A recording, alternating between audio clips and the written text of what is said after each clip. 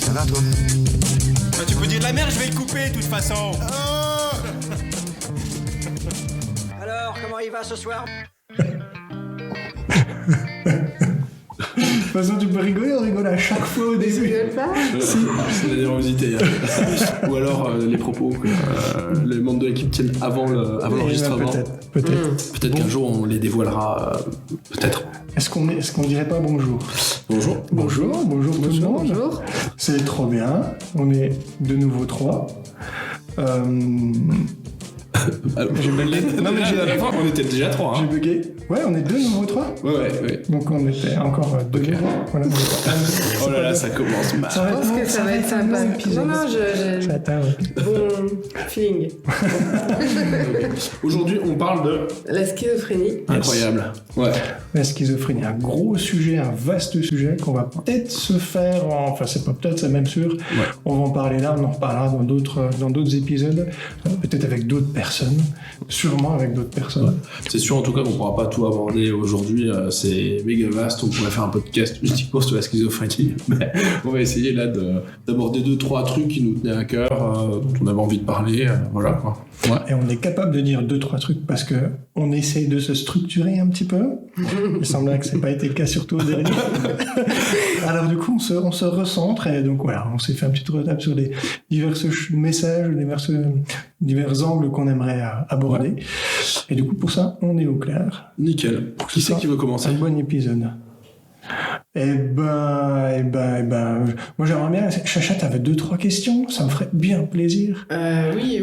Ben, moi c'était surtout quand je pense aux clichés qui tournent autour du mot schizophrénie, parler de ce que les gens en pensent, ou bien souvent on a des fausses croyances du style... plusieurs personnalités, on est dangereux, enfin plein de choses comme ça, et aussi ça sera peut-être après, mais parler de comment est-ce qu'on sait qu'on est schizophrène en fait. Ouais, c'est ça. Quels sont les points importants à savoir quand on pense qu'on a un trouble, quelque chose qui nous arrive, et voilà. Et aussi comment est-ce qu'on diagnostique du coup quelqu'un qui souffre de schizophrénie, oui. On dit qui souffre d'eux parce qu'on a toujours notre petite Sylvie sur l'épaule. Ouais, c'est ça. Sylvie qui nous met de temps en temps des petits taquets comme ça. Derrière la tête, comme ça. La tête qui prend un angle inhabituel. Ouais, ça fait déjà pas mal de questions hyper intéressantes. Peut-être le côté des représentations, je trouve ça toujours intéressant d'aller discuter avec des gens qui ont pas forcément d'apport théorique ou d'expérience ou de relation avec des gens qui souffrent de schizophrénie, parce qu'en fait, du coup, le seul moyen d'avoir ces informations-là sur la schizophrénie, ça peut tendre à changer un petit peu, parce qu'il y a des gens qui commencent à en parler un peu, et comme je pense à Gringe, qui a fait un bouquin sur son frangin qui souffre de schizophrénie aussi, avec son frangin. Mais du coup, le biais, ce qui nous amène le plus à avoir des représentations, ça va être tous les films ou ce qui va se passer dans les médias, un gros retentissement. Il y a énormément de films. C'est aller dans les clichés de la schizophrénie pour un scénariste, je pense que c'est du pain béni, quoi. On peut faire plein de choses, alors que tout ça, c'est complètement faux. Mais je sais pas si vous avez des films en tête qui parlent de ça. On avait parlé, déjà la dernière fois, on avait parlé d'un homme d'exception. Mais plutôt du bon côté, quoi. Ouais, plutôt du bon côté, ouais. Plutôt mauvais côté. Ouais, plutôt mauvais côté. Ouais, mauvais côté, ouais, mais là, comme ça... Pourtant, d'habitude, c'est plutôt comme ça que ça se passe, quoi. Fight Club. Ouais. Fight Club, plutôt mauvais côté, plutôt dédoublement, plus de personnalité. Exactement, qui véhicule... disons... Très bon film. Super film, super bande son, génial. Mais voilà, j'adore les acteurs aussi, trop bien. Mais par contre, l'image de ce dédoublement-là, c'est un peu chelou. Il y avait Split aussi. Ouais, toi, tu voulais parler justement de ce thème-là, quoi. Ouais, pour moi, c'était important d'aller bosser là-dessus, d'aller communiquer autour de là-dessus, parce qu'en fait, c'est ce qui fait le plus de mal à nos patients, je pense. C'est ce qui peut aussi, on en reparlera sans doute, mais ce qui peut aussi entraîner un retard de diagnostic. Parce qu'en fait, quand on a intégré qu'on souffrait de schizophrénie, on connaît même, on a une personne avec qui on a bossé pas mal de fois, qui nous avait partagé avoir bossé justement avec quelqu'un qui souffrait de schizophrénie, et quand il s'est présenté, il a dit je m'appelle un tel, je suis schizophrène, c'était ses mots, mais je suis pas dangereux. Moi, ça me choque terriblement et ça me fait vraiment mal. Tu sais à quoi ça me fait penser, ça? Est-ce que vous avez vu Sin City? C'est lui, je me présente, je suis Dwight, je suis complètement taré. C'est dans cette présentation, tu vois, un peu à l'envers de... Mais là, du coup, je sais pas si... avec un peu d'empathie, si on arrive à se mettre à la place de ces personnes-là et se dire, quand tu te présentes, tu sais, si tu dis la maladie que t'as, les gens peuvent se dire que tu vas les buter, quoi. Et dans l'esprit de plein de gens, c'est ça. Ouais. C'est ça. En tout cas, on développera ce point pendant le podcast. Ouais, on fera une plus grande... on développera en tout cas ce point-là, ouais. Et puis moi, un peu le point que j'aurais aimé aborder, c'est un peu l'histoire de la schizophrénie, à la fois l'histoire réelle de la maladie, mais aussi peut-être un petit peu l'histoire du concept. Et en fait, on verra que c'est deux trucs vraiment différents. Et en fait, ça casse complètement un peu l'image qu'on pouvait en avoir avant. Et je suis sûr que je pense que ça vous intéressera un peu. En tout cas, j'espère. Moi aussi, moi si, par contre. Pas trop. Ok. Tu peux y aller, hein. Vous préférez commencer par quoi? Alors, attends. Parce que déjà, moi, j'ai parlé de bière. Parce que j'ai perdu, ça me fait mal de le rappeler, mais il semblerait... vous avez jugé que j'avais perdu, je suis pas convaincu, mais bref. Faudrait réécouter le précédent épisode, mais il est pas ouf, alors je vous conseille pas. Franchement, à part la partie où je gagne... elle dure pas longtemps, la partie où tu gagnes.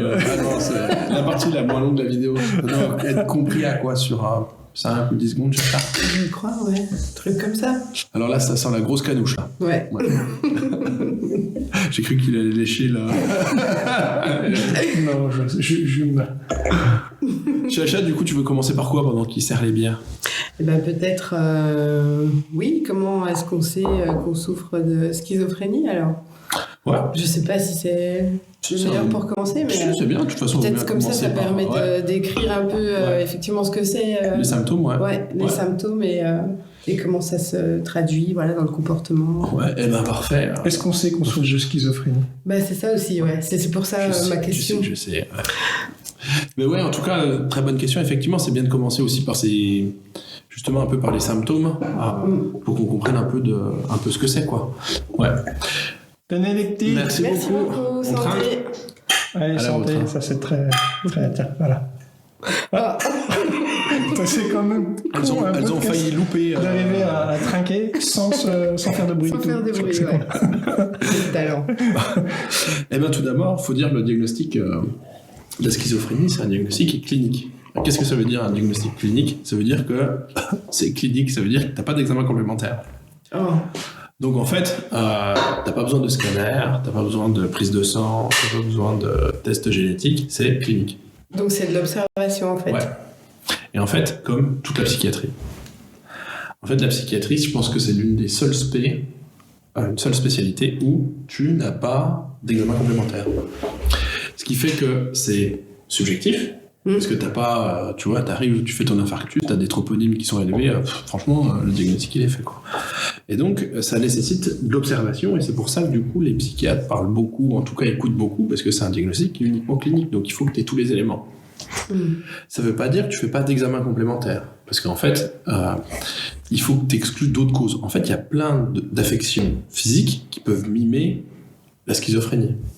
Par exemple, t'as une patate cérébrale, une tumeur cérébrale ou autre, ou une syphilis, une neurosyphilis ou un truc comme ça, ça peut mimer certains symptômes de la schizophrénie. Et à tort, tu pourrais attribuer ça à la schizophrénie, alors qu'en fait, c'est ta tumeur cérébrale ou c'est ta neurosyphilis qui te crame le cerveau, quoi. Donc c'est quoi, procéder par élimination? Ouais, c'est ça. En fait, exactement, c'est un diagnostic d'exclusion. Okay. Tu exclus les autres causes de pathologie. Oh là là, le petit signe de la victoire qu'on n'a pas pu voir, mais qui était très bon. Et puis du coup, c'est comme ça que tu peux dire, attends, j'ai éliminé toutes mes causes possibles de pathologie. Et effectivement, les symptômes ressemblent à la schizophrénie, donc c'est très probablement une schizophrénie. Général? Ouais, allez. Du coup, tu parles de clinique. Ouais. Ok. Tu parles de symptômes. Il y a une différence entre la clinique et les symptômes? La clinique, c'est un plus grand ensemble. Ça va regrouper en fait beaucoup plus de choses. Ça va être à la fois les symptômes. En fait, il y a tout un jargon qu'on va pas développer, mais en fait, il y a une différence entre les symptômes, les signes fonctionnels, la clinique. En gros, pour faire simple, c'est tout ce qu'on peut voir. Il y a ce que les patients rapportent, ce qu'on voit nous. La famille des patients aussi. La famille des patients, Carrément. bien sûr, ouais. Carrément. Ouais. C'est hyper important parce que quand tu vois quelqu'un, par exemple, aux urgences pour la première fois, tu le vois, une demi-heure, quoi. Et en fait, en plus, les symptômes peuvent des fois être variables dans le temps, au sein même des fois de la même journée. Donc, en fait, tu peux voir quelqu'un qui peut être présenter telle ou telle chose et une demi-heure après, présenter complètement d'autres éléments, quoi. Ok. Donc, effectivement, c'est plus... Ouais, donc c'est évolutif, c'est changeant, c'est tout ça. Ok. Bien sûr, ouais. Mhm. Voilà pour le côté diagnostic clinique, quoi. Voilà. Donc, pas d'examen complémentaire. Mais ouais, c'est vrai que la schizophrénie, c'est avant tout une expérience que la personne vit à cause de sa maladie. Et l'idée de l'échange avec un soignant, c'est justement d'aller gratter ça. L'examen, il est là, en fait. C'est d'aller essayer de le faire verbaliser sur son vécu, comment ça peut impacter son quotidien, c'est d'aller un peu grappiller tout ça. Et en y plus compris avec une personne qui pense ne pas en souffrir, en fait. Ben oui, parce qu'en fait, c'est pour ça que quand on est face à un patient, on ne va pas lui dire je vais rechercher les signes de la schizophrénie. Je vais rechercher les troubles, je vais rechercher ce qui est pas facile pour vous dans votre quotidien, je vais rechercher. Et nous, on essaie d'aller, par rapport à ce que la personne verbalise, d'aller chercher un peu là où il y a des dissonances, les trucs qui nous semblent un peu suspects, et d'aller gratter un peu là. Ouais. On parlait d'idées reçues, tu vois, une des idées reçues qui a longtemps été très en vogue, c'était de se dire qu'en fait les personnes qui souffrent de schizophrénie en fait se plaignent de rien. En fait, il n'y a rien de plus faux. Les personnes qui souffrent de schizophrénie, elles se plaignent de plein de trucs. Alors, il y a plein de trucs qu'elles critiquent pas forcément, mais il y a quand même plein de plaintes. En fait, c'est horrible à vivre quand tu souffres de schizophrénie. Donc, du coup, elles se plaignent en fait de plein de symptômes, mais pas forcément ceux auxquels on pense en premier. Tu vois, les symptômes auxquels on pense en premier, c'est les trucs très bruyants, tu vois, c'est les idées délirantes, les hallucinations. Ou la violence. Ou la violence, on entend souvent. Mais en fait, c'est généralement pas ces symptômes-là qui sont pour nous très importants, enfin pour la population générale très importants, mais plutôt des symptômes plus insidieux, quoi. Et qui sont vraiment problématiques pour les personnes, quoi. Donc en fait, tu peux tout à fait demander à quelqu'un qui souffre de schizophrénie, est-ce qu'il y a des trucs qui vous gênent, quoi. Et puis en fait, souvent les patients ils nous disent moi je suis déprimé, quoi. Et en fait, réellement ils sont déprimés. Tu vois. Donc tu peux tout à fait discuter, et tu peux même discuter aussi, comme on disait, avec les proches. En fait, les proches ils n'ont pas le jargon, ils n'ont pas les mots techniques, mais en fait si tu les interroges bien, ils disent des trucs, quoi. Il a pas dormi, il dit des trucs qui sont étranges, de temps en temps je le vois complètement fermé, je fais pas grand chose, j'ai l'impression qu'il n'y a plus d'émotion. Et en fait, tu vois, toi, tu rattaches après à tes symptômes, et tu rattaches à tout ça, quoi. Donc, c'est pas si, c'est pas du tout gênant de pas avoir les mots, ou de pas pouvoir poser le diagnostic tout de suite, quoi. Ouais. Et il y a des gens qui peuvent tout à fait parler d'hallucination. Oui. Et on peut leur poser la question très facilement, parce qu'en fait, ils sont c'est souvent des maladies qui apparaissent en 15-25 ans. Ouais. Voilà. Et du coup, c'est une partie où, tout un chacun, maladie ou pas, on change, on se construit avec tout ce déchaînement d'hormones et voilà. Donc, on change. Et c'est des gens qui se construisent un peu avec ça, d'une certaine façon. Donc, c'est leur norme, en fait. Donc, ça devient leur mécanisme de vie naturel. Ok. Donc, parler de la vie de quelqu'un, ça se résume des fois juste à parler de la vie de quelqu'un. Et dedans, il y a les hallucinations, il y a tout ça. Ouais. Et puis avec tout, t'es mélangé dedans, quoi. C'est-à-dire que t'as du normal, du pathologique, tu vois, t'as tout, quoi. T'es pas que ça, quoi. Donc du coup, en faisant parler aussi, on va voir comment, je sais pas, si on t'appelle Roger, ça fait trop vieux parce que ça fait pas 15-25. C'est vrai. Mais, je sais pas, si on dit... Ça va partir dans les attention. Kevin, ça va Ah partir. putain, c'était sûr. C'est C'était sûr. sûr, ouais. Ah, voilà. Non, mais je sais pas. Faut dire Benjamin. Benjamin, il est C'est pas bien, Benjamin. Non, c'est pas Si, c'est très bien. Benjamin, il est Benjamin. Et puis il y a aussi la schizophrénie. Et du coup, t'as plein de. Mais tout est un peu mélangé, quoi. Là, c'est Sylvie, quoi. C'est vraiment notre petite ange qui vient nous dire, et voilà. C'est juste, c'est pour ça que nous, on dit quelqu'un qui souffre de schizophrénie, parce que c'est quelqu'un, d'abord, qui souffre de. Ça fait partie de la personne, ça fait partie de tout ça, mais ça résume pas la personne. Et puis, vu que, tu sais, tout est une question de correction, tu vois, de se corriger avant. Étant donné qu'on a été trop déstructuré le podcast d'avant, je vais faire l'excès inverse, tu vois, je vais essayer de trop structurer. Mais en fait, le truc, c'est que pour parler des symptômes, justement, pour te dire comment on fait le diagnostic, ce qui était la question initiale. J'allais poser la question. Ouais. Waouh, vous êtes vraiment trop une belle équipe. Ah, c'est clair. Ah, parfait. On a eu un petit check. Ouais. Voilà. En fait, le truc, c'est que... alors, je vais essayer de faire une petite ellipse, mais qui va bien répondre à la question. Le truc, c'est que on parlait de schizophrénie. La schizophrénie, en fait, c'est tellement stigmatisant que poser le diagnostic est compliqué. On en avait parlé dans un certain podcast. Et en fait, il y a plein de chercheurs qui se demandaient si on ne pourrait pas lui trouver un nouveau nom, tu vois. Et en fait, un des nouveaux noms que les chercheurs trouvent pas mal, c'est la maladie tripolaire. Ok. J'en ai entendu parler, oui. Ouais. Tripolaire, parce qu'en fait, ça obéit à 3 pôles différents. Alors, c'est pas les mêmes pôles que la maladie bipolaire, mais c'est des pôles quand même qui sont différents. Les 3 pôles, t'as un pôle qu'on appelle positif, parce que c'est en plus de la normale. Quelqu'un qui souffre de schizophrénie a des symptômes en plus, voilà, des signes en plus. J'imagine qu'il y en a un négatif. Ouais, négatif, parfait. En moins, du coup, donc quelqu'un qui souffre de schizophrénie aura un peu moins de symptômes. Il y en a dedans. Ouais, c'est clair. Et puis, la désorganisation. Ok. En fait, t'as plein d'autres symptômes, plein d'autres symptômes. Mais ça, c'est les 3 grandes familles de symptômes et qui sont assez, pas caractéristiques, mais qui sont quand même importantes. Voilà. Donc, si on parle des symptômes positifs général, Oui. là, tu vas en parler ou... Ah, vas-y, je te laisse, hein. Ouais. Eh ben, Il y aurait quoi selon toi? Ce qui est des symptômes qui sont en plus, En plus de la normale, par exemple. les hallucinations, du coup. Bien joué. Ouais. Les adultes. Ouais. Auditive, visuelle. Ouais. Mais encore. Tu peux tout avoir, hein, comme... Tous les sens peuvent. tous les sens peuvent être touchés. Ah, ok. Et même un dernier type d'alu, mais c'est l'alu intrapsychique. C'est-à-dire que tes alus auditifs, tu les entends par les oreilles. Et tu as certains types d'alus que tu entends directement dans ta tête. Ok. Et ça, c'est pas terrible, tu vois. Ah ouais, non, ça doit être... Donc ouais, donc positif les alus. Tu Juste, vois, ouais. On se fait un petit listing des alus, il n'y en a pas tant que Ouais. ça. Mais du coup, tu as dit, donc il peut y avoir l'odorat. Ok. Il peut y avoir du coup ce qui est synesthésique. C'est un grand mot. Je veux juste envie de dire ce mot scientifique. Non mais c'est classe. Ouais, c'est classe, hein. Ouais, j'ai l'impression d'être le professeur. Je fais ça. Synesthésique, c'est les sensations. Donc tu peux avoir l'impression d'avoir du chaud, du froid, des bêtes sous la peau. Quelqu'un qui te tape sur l'épaule. Ouais. Tout ça. Ok. Donc on a dit auditif visuel, Olfactive, gustative. Olfactive, gustative. Ouais. Voilà. Ouais, c'est pas mal déjà. Bah, c'est déjà beaucoup. C'est déjà beaucoup. Le 8e sens. C'est ça. Ok. Est-ce qu'on peut voir des morts? Ah, bonne question. Tu sais, ça fait penser à ta 10e sens. Ouais. ça. Je vois des gens qui sont morts. Voilà. En fait, les alus visuels, elles sont généralement pas forcément aussi complexes que ça. Généralement, c'est plutôt des formes, plutôt oui, c'est pas tout à fait aussi construit que ça. Voilà.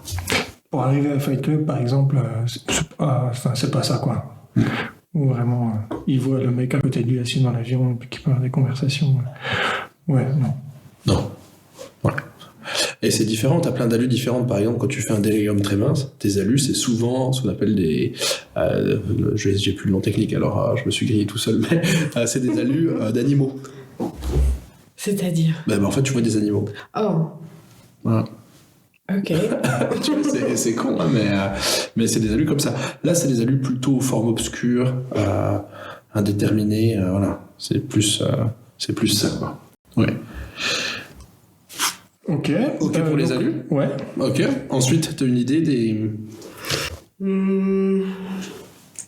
Je sais pas, peut-être un flux de pensée anormal. Ouais, on n'est pas loin. Mais en tout cas, ouais, c'est les idées délirantes. Ouais. Les idées délirantes qui viennent en plus. Les idées délirantes, en fait, c'est un Est-ce que c'est différent des alus? Ouais, bien sûr, ouais, c'est deux trucs complètement différents. Ouais. Les hallucinations, donc les hallucinations, c'est des perceptions sans objet. Donc en fait, tu perçois quelque chose sans que tu aies réellement, il n'y a que toi qui le perçois, quoi. Les idées délirantes, c'est complètement différent. Les idées délirantes, c'est en fait, tu as des pensées qui ne sont pas en contact avec la réalité, Ok. mais ça peut être lié ou pas aux perceptions. Je m'explique. En fait, les idées délirantes, vu que c'est hyper impressionnant, il y a plein de personnes qui ont essayé du coup de les faire entrer dans des cases. Et en fait, en faisant des espèces de catégories, alors tu peux les classer par les thèmes, les mécanismes, le degré d'adhésion de la personne. Et en fait, ça te fait des grandes familles d'idées délirantes, quoi, tu vois. Donc le thème, c'est est-ce que c'est des idées délirantes qui sont mystiques? Dans ce cas-là, c'est en rapport avec la religion, avec la spiritualité. Est-ce que la paranoïa, ça rentre là-dedans? Bien sûr, ouais, c'est un des thèmes, ouais. C'est le thème d'ailleurs le plus fréquent. Ok. Ensuite, tu as des mécanismes. Les mécanismes, c'est comment en fait ton délire se met en place. Comment tes idées délirantes se mettent en place. Donc tu as le truc interprétatif. En fait, tu vas partir de quelque chose qui s'est passé, tu vas le Un surinterpréter. événement, en fait, Ouais, qui c'est a ça. lieu? Ok. Ouais.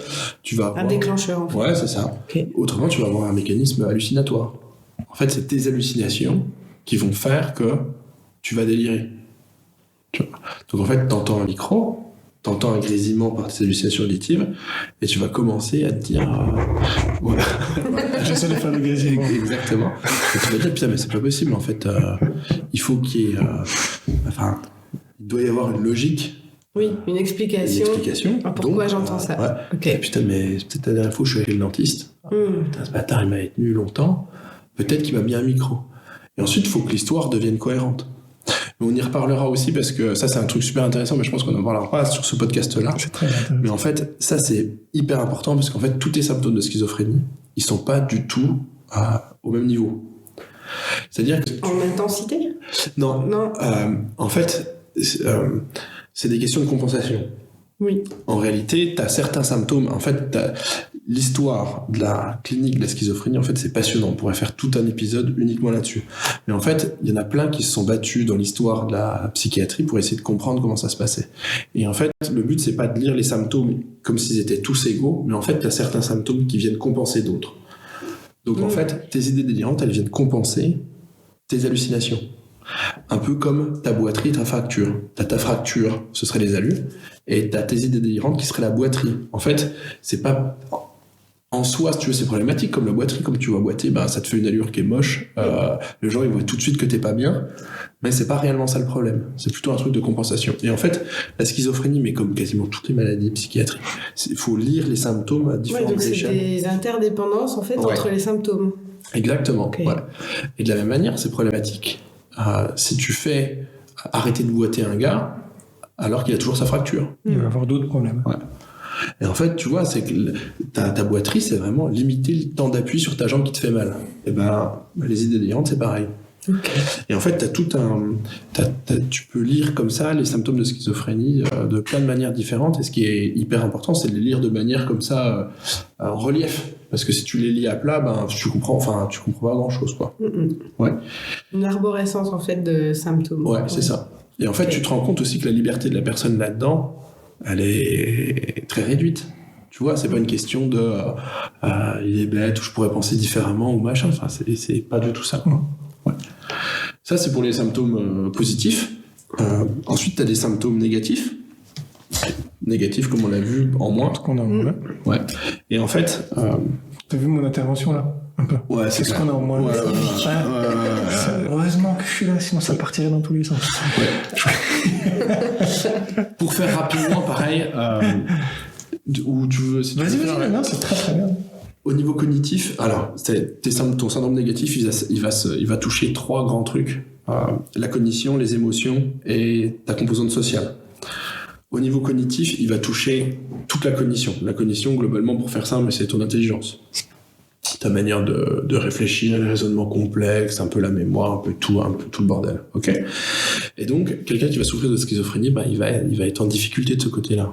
Il aura moins de possibilités de réflexion, il va être un peu plus ralenti, il va avoir du mal à tenir un raisonnement, etc., etc. Au niveau émotionnel, et on parlait de peinture avant le podcast, mais en fait le truc c'est que sa palette à lui, émotionnelle, en fait c'est comme la palette d'un peintre, il va diminuer son nombre de couleurs et l'intensité de sa couleur. Ok. Donc en fait il y a toute une subtilité de couleurs qu'il n'aura pas, et puis ses émotions elles seront moins intenses, quoi. Dans la joie comme dans la tristesse. Donc une sorte d'apathie. Ouais, c'est ça, exactement. Ouais. Ok. Une sorte de...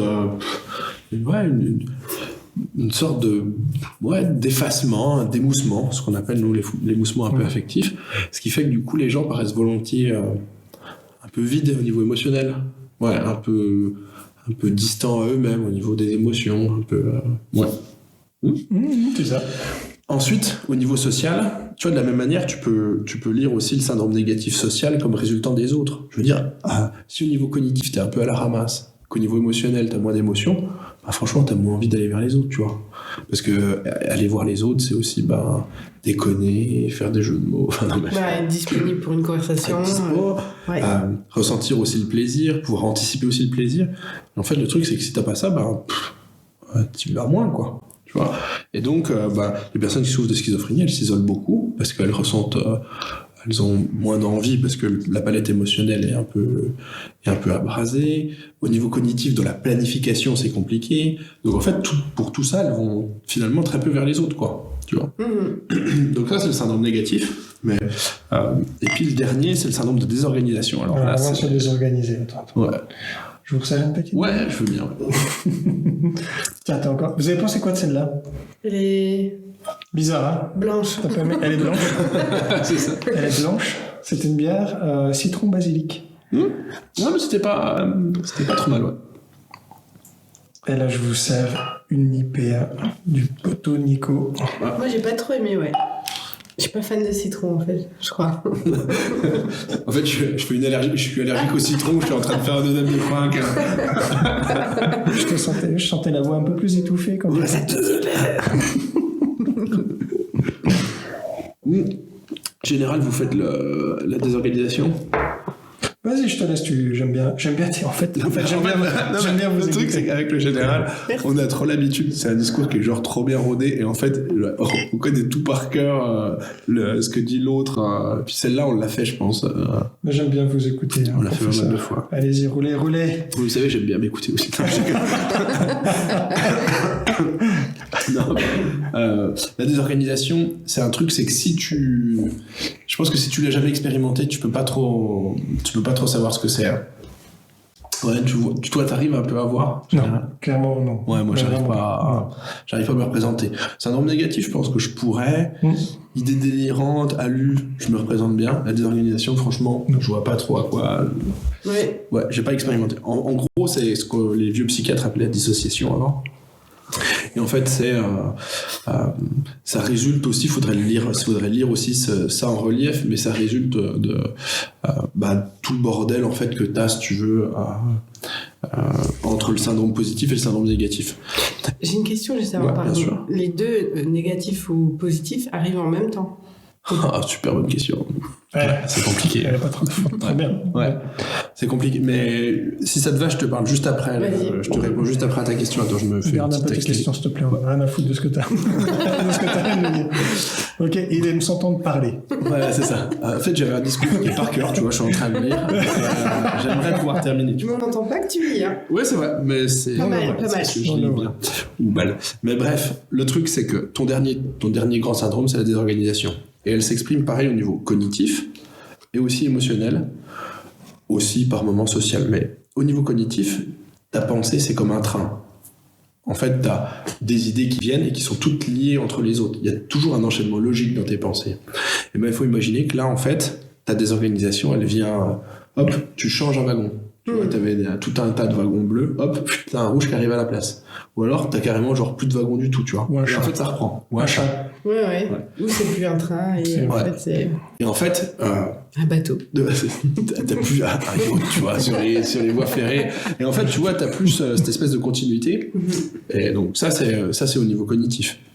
Et tu vas avoir le même truc au niveau émotionnel. C'est-à-dire que tu vas éprouver deux émotions opposées en même temps. Tu vois, ça commence à devenir vraiment particulier et bizarre, tu vois. Et ça peut aussi... C'est dur à se représenter. Hein. Ouais. Non. Bah, Pour moi, pas vraiment, ouais. Ça va. en fait, si tu veux, dans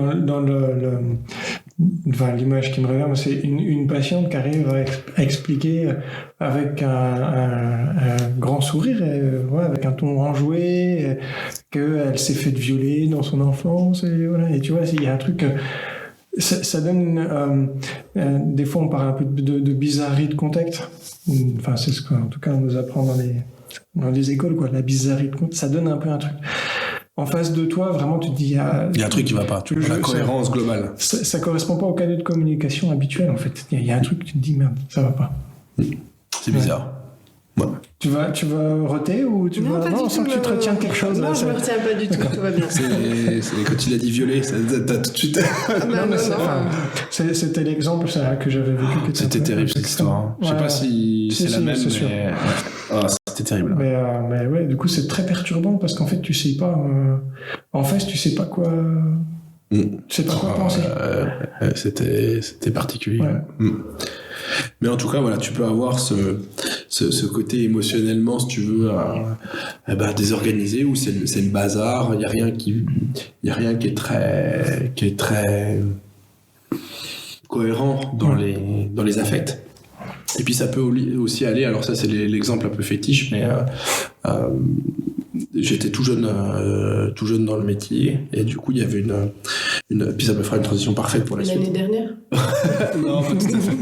Non, il y a quand même quelques années. Je suis jeune, depuis que je me suis rasé, je parais à 12 ans et demi, mais en fait, ça peut aller, tu sais, tu as ton schéma corporel. Tu sais, tu t'as appris quand tu étais bébé que ta main, c'était ta main, et qu'elle n'était pas partie de l'environnement. Alors au départ, tu savais pas trop ce que c'était, tu pensais que c'était le mur, et puis après, tu arrives à te faire ton schéma et à te dire, ok, je connais mes limites corporelles, je connais mes trucs. Voilà.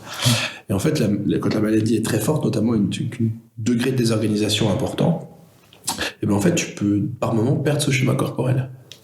Et en fait, moi j'avais une patiente qui m'avait dit, j'allais en entretien dans le couloir général, connaît l'anecdote par cœur, mais je lui dis, est-ce que vous voulez bien me suivre jusqu'au bureau, quoi. Elle me fait, ouais, bien sûr. On fait quelques pas, et puis après elle fait, merde docteur, j'ai oublié mon pied dans la chambre, je reviens.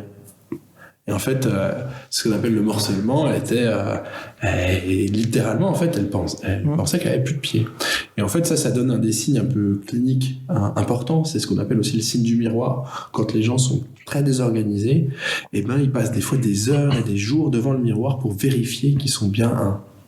En se regardant, ils essaient de reconstituer un peu cette image corporelle, ce morcellement. Donc ça, c'est le signe du miroir. C'est un truc assez important. Et du coup, en service, ça crée pour avoir constaté, avoir accompagné des gens en crise, des gens pour qui c'est inenvisageable d'aller prendre une douche, par exemple. Parce que quand on n'a pas de contenance, on part quoi avec l'eau, on se dilue, on se dissout. Ça peut être terrible, quoi. Mais c'est vraiment, j'ai un ancien qui m'avait expliqué que ça c'était comme il faudrait imaginer en fait que c'est très schématique, mais quelqu'un qui va souffrir de ce morcellement, de cette dissociation-là, qui va se mettre dans une piscine, en fait les contours de son corps, ça deviendra les contours de la piscine. Tout comme les contours de la chambre, ce sera ses contours à lui, quoi, sa contenance. Tout comme ces 15 couches de manteau, ces 3 pulls, ces 10 blousons, ça va le contenir, quoi. Ça va l'aider. C'est un truc qu'on voit hyper fréquemment, tu vois, à l'hôpital, les personnes qui arrivent, tu vois, avec des fois 5, 10, 15 couches de vêtements. En fait, c'est un truc pour... tu remets aussi beaucoup de sensations, tu vois, quand t'as des couches. La recherche de sensations, en fait, je pense. Et puis, plus tu remets de sensations, plus t'as l'impression, tu vois, d'être un.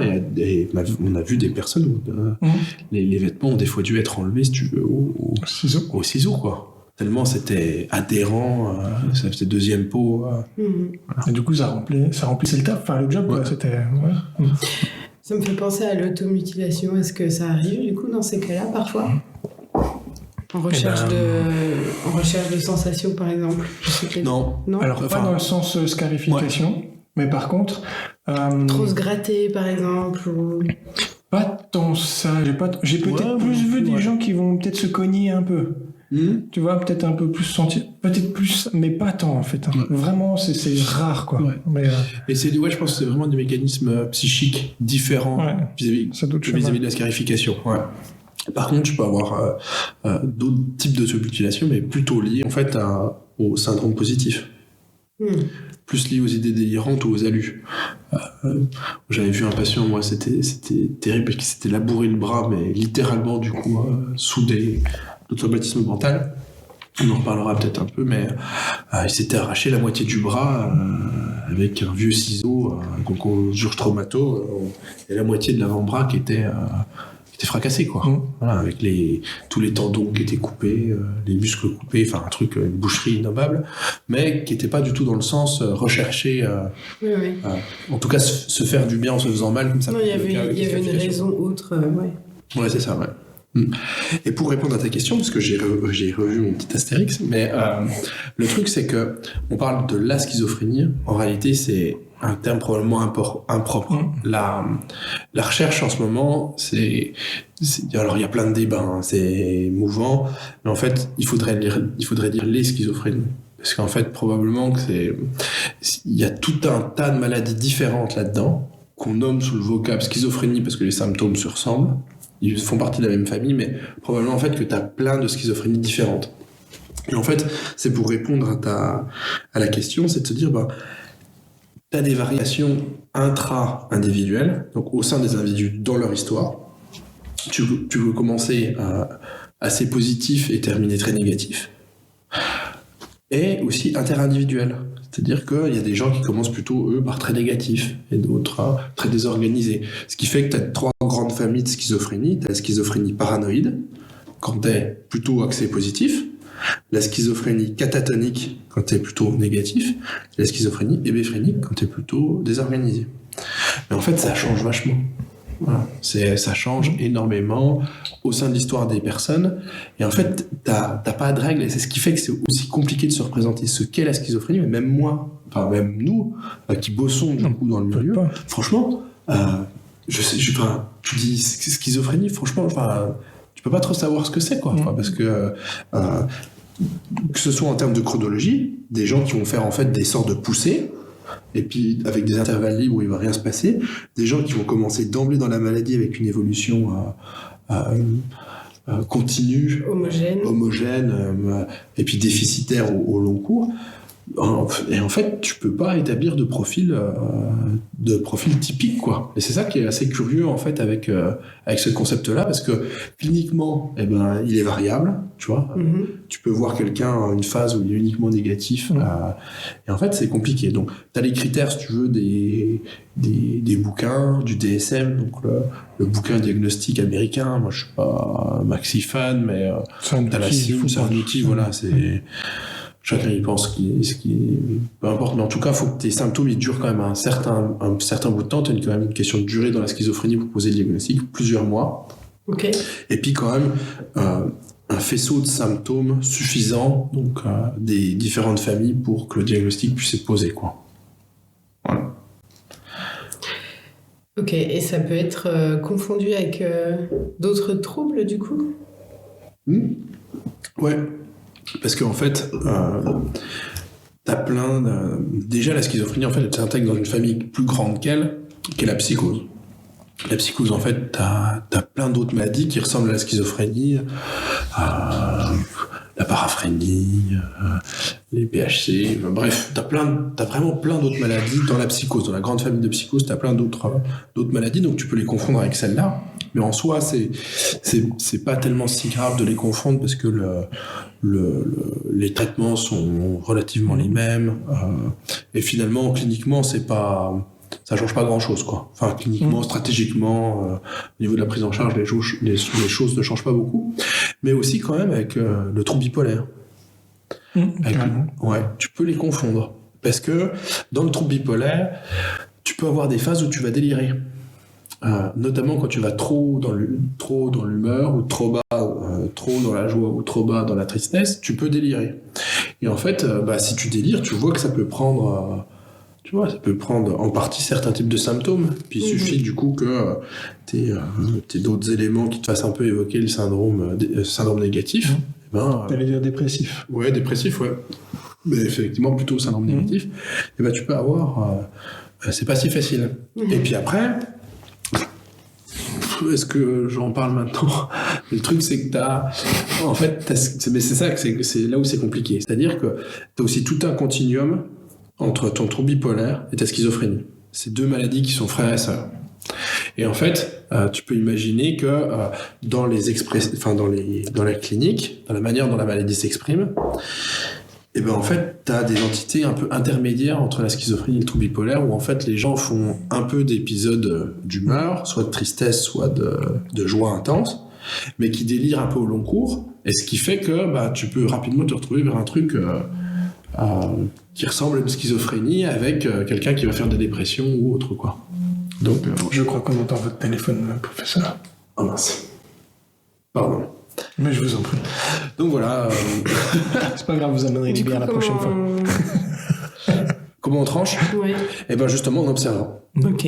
Il faut observer. Et des fois avec le temps. Parce que tu peux pas, en un entretien, te dire, allez, bim, c'est ça, quoi. Ouais. Oui, c'est ça, c'est le temps. C'est le temps qui fait qu'on peut savoir, quoi. Alors ça, c'est rageant, parce que du coup, t'es obligé des fois d'attendre quelques décompensations, Sylvie, elle va me taper quelques épisodes pour savoir exactement ce qui se passe, quoi. Ouais. Tu voulais rebondir, général? Non, mais je suis encore dans... Là, j'étais bien, t'écoutais, c'était cool. T'as d'autres questions, Chacha, ou pas? Non, sur ce thème-là, non, c'est... Mais du coup, on se rend compte, qu'on est bien loin des représentations qu'on peut voir dans la majorité des films, ou dans... dans ce que tu as expliqué, là, il n'y a pas grand-chose à voir avec tout ce qu'on a pu... tout ce qu'on peut voir de sensationnel, quoi.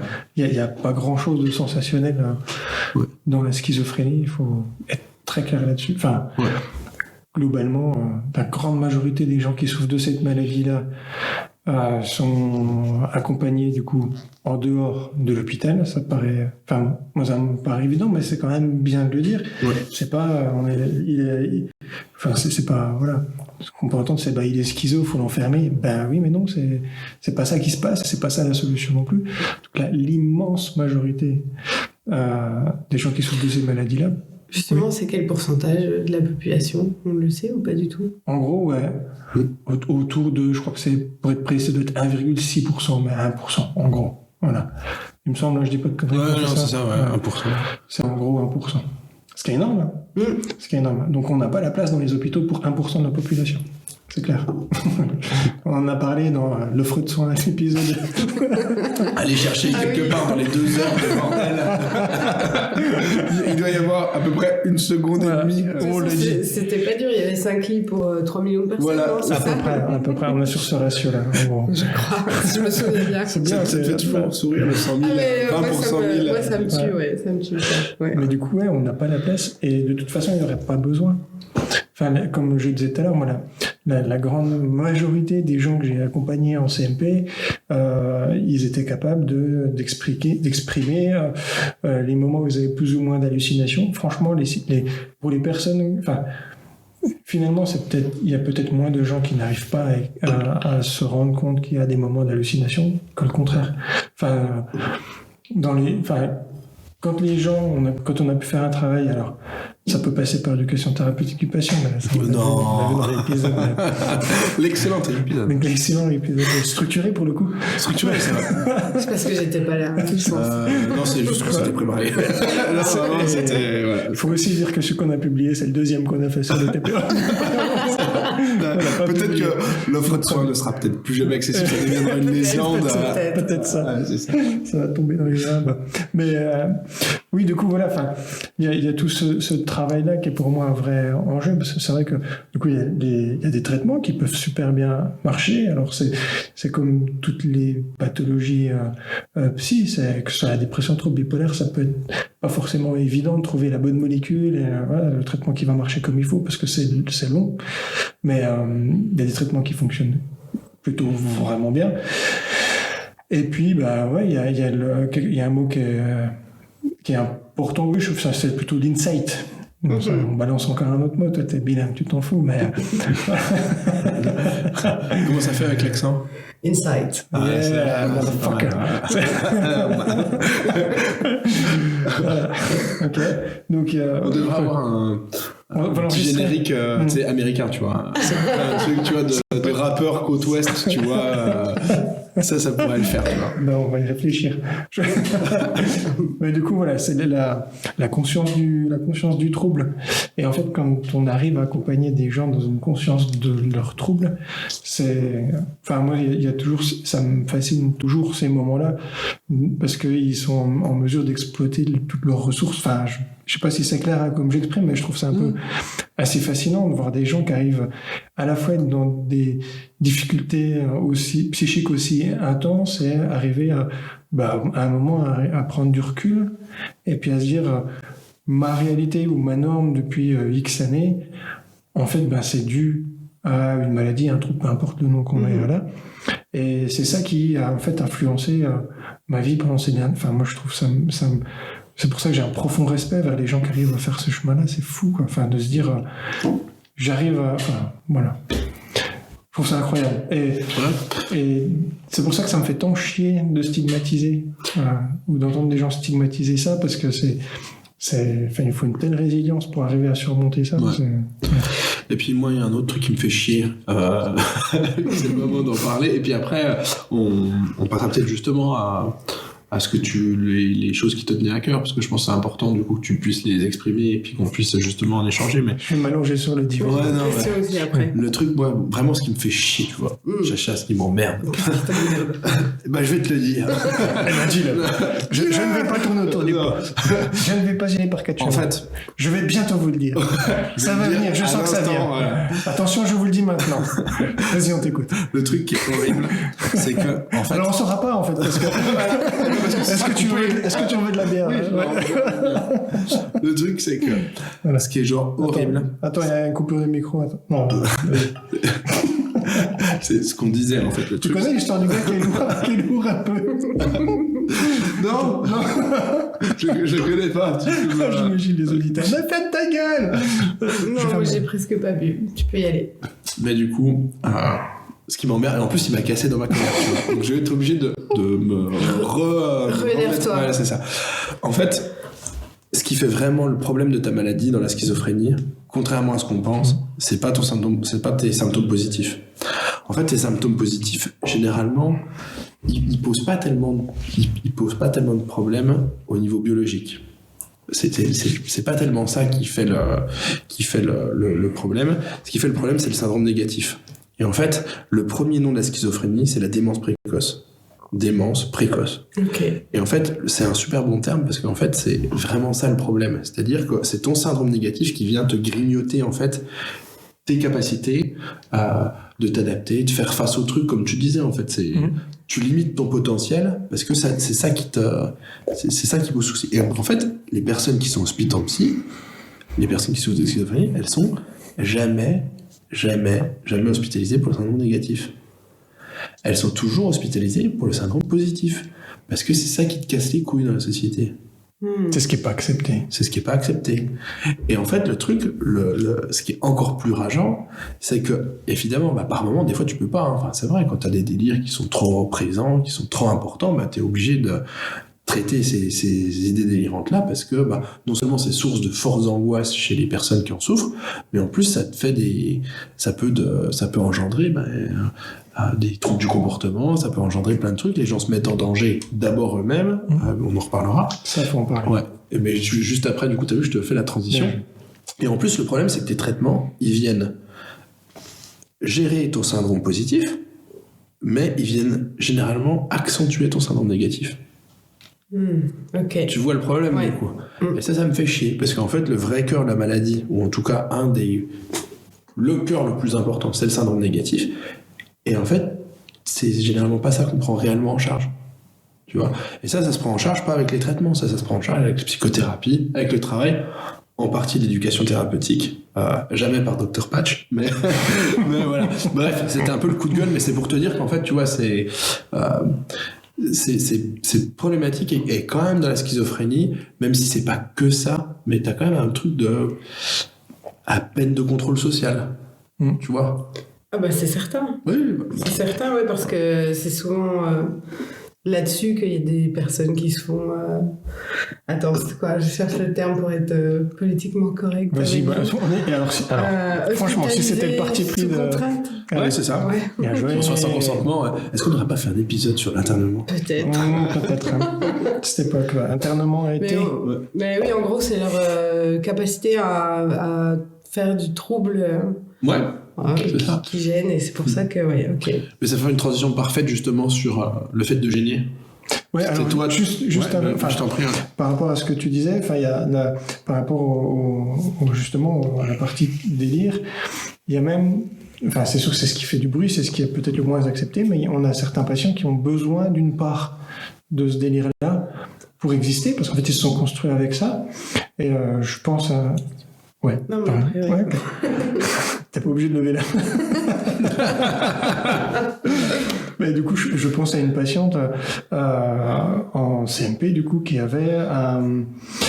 sortait d'unité d'admission, qui avait eu son traitement, qui avait été hospite parce que, en gros, pour délire mystique, elle était en relation avec Dieu, elle commençait à jeûne. Et... J'adore quand tu racontes cette histoire aussi. Hein. Mais moi, je la connais par cœur, mais elle est trop bien. Mais tu m'as un peu la pression, là, du coup. Et du coup, elle sortait d'admission, on l'a retrouvée au CMP, j'étais encore étudiant à l'époque. Premier entretien... il y a 2 ans. Infirmier, à peu près, un peu plus. Premier entretien infirmier après sa sortie d'hospice. C'est vrai qu'elle avait été hospite sans consentement parce que du coup, elle se mettait en danger. Hein. Elle entamait vraiment un jeûne, elle était dans les combes de sa baraque et elle se mettait vraiment en danger. Donc, elle a eu l'instauration d'un traitement et elle travaillait, cette dame... tout à fait insérée, hein, j'aime pas ce mot, donc je mets des guillemets, mais c'est pas visuel. Et du coup, on la voit, nous, lors de son entretien mensuel, et en fait, elle explique qu'elle va pas bien du tout, parce que depuis toujours, Dieu lui parle, elle est quelqu'un. En fait, pour Dieu, Dieu ne lui parle plus depuis l'hospitalisation, et c'est terrible pour elle, parce que sa vie n'a plus aucun sens. Alors, elle continue d'aller bosser, mais elle a plus de raison de vivre, parce que ce qui faisait toute une partie de ce qu'elle était, elle, et de ce qui la valorisait, n'existe plus, a été anéanti par ce traitement-là. Et ce qui s'est passé, c'est qu'on a fait remonter ça au psychiatre, qui a diminué ce traitement pour qu'une partie du délire revienne. Qu'on arrive et en maintenant ces rendez-vous, parce qu'il y a déjà un double enjeu, c'est-à-dire que comme ça, on évite la rupture de soins, on évite le fait qu'elle ait plus envie de venir, qu'elle ait plus envie de prendre son traitement, qu'elle n'y voit plus d'intérêt, parce que, en fait, elle aurait raison. Parce qu'on peut comprendre ça. Et puis d'un autre côté, on lui permet de rester un peu fidèle à son identité. On lui permet de vivre un peu de ce qu'elle a à vivre sans que ça ait un impact. Parce que c'est un critère qui est important aussi dans l'accompagnement des gens qui souffrent de ces troubles-là, quel que soit le trouble psy. Mais l'idée, c'est de faire que ce trouble-là n'ait pas un impact trop fort sur leur quotidien, ne vienne pas les empêcher de voir des potes, d'aller sortir, d'aller au boulot. Voilà, c'est un peu ça l'idée. Ou les empêcher de vivre. Voilà. Et du coup, le traitement avait été modifié. Moi, ça a été fort dans ma vie d'étudiant. C'était de me dire, en fait, elle a besoin de ça, quoi. On n'est pas juste là pour enlever le trouble, on peut aussi être là pour accompagner la personne avec ce trouble-là, avec ce qu'elle veut garder de ce trouble-là. Mmh. Et du coup, ça fait que on peut souffrir de schizophrénie en étant en bonne santé mentale. On peut souffrir de schizophrénie avec même des symptômes en étant dans une bonne santé mentale. Effectivement, tu vois, tu peux boiter toute ta vie, sans que ça te pose trop de soucis. Et en plus, la métaphore de la boiterie s'arrête là, parce que tu peux pas la filer à l'infini, mais tu vas aussi, quand tu vas construire tes idées délirantes, tu vas construire aussi avec des trucs qui t'arrangent. tu vois, dans le récit que tu vas te faire pour essayer de mettre de la cohérence dans tout ce qui se passe, avec des hallucinations, tout ça dans le négatif. Et en fait, c'est souvent que les personnes se construisent avec des trucs qui les valorisent ou qui leur font du bien. Tu vois, en fait, tu fais d'une pierre deux coups, quoi. C'est-à-dire que tu te fais une histoire cohérente avec tes difficultés cognitives et des hallucinations. Mais le truc, c'est que si en plus tu peux te faire une histoire où du coup, bah, ça te valorise un peu, bah, franchement, tant mieux, tu vois. Et effectivement, là, c'est pareil. Enfin, tu vois, cette dame-là, bah ouais, j'ai probablement des allus avec des voix qui lui parlent, avec des choses plutôt positives, probablement des paroles divines. En tout cas, c'est comme ça qu'elle les interprète. Bah ouais, j'ai quelque chose d'exceptionnel. Et en fait, c'est quelque chose qui te gratifie, qui te protège. Et en fait, on peut imaginer que les choses se sont finalement bien organisées. La boîterie a pu compenser en fait cette fracture sous-jacente, quoi. Tu vois ? Mais du coup, ça vient poser une vraie question, quoi. Est-ce que c'est parce qu'on peut virer le trouble, enfin ce qu'on identifie comme trouble, qu'il faut le faire? Mais c'est même... Est-ce que tu sors le napalm et le bazooka dès que tu vois un symptôme, tu vois? Oui, bah oui.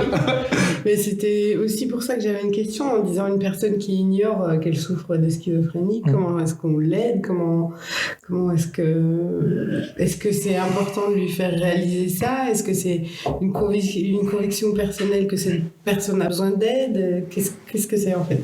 Bah déjà, comment est-ce qu'on peut faire? C'est d'essayer d'aller trouver avec elle ce qui la dérange. S'il y a des choses qui la dérangent dans son quotidien, s'il y a des choses qui l'empêchent. Mais ça peut être aussi, le moment de verbalisation d'éléments délirants. Tu vois, c'est mes voisins, ils me font chier, ils m'écoutent tout le temps. Dès que je vais dans ma salle de bain, là, ils viennent dans la salle de bain au-dessus, je les entends marcher, je les entends m'écouter par la tuyauterie. Ah ouais, bah ok, bah alors, qu'est-ce qu'on pourrait faire pour ça? Tu vois, puis essayer de prendre un biais, d'arriver à trouver un truc qui l'emmerde pour essayer de travailler ça avec elle.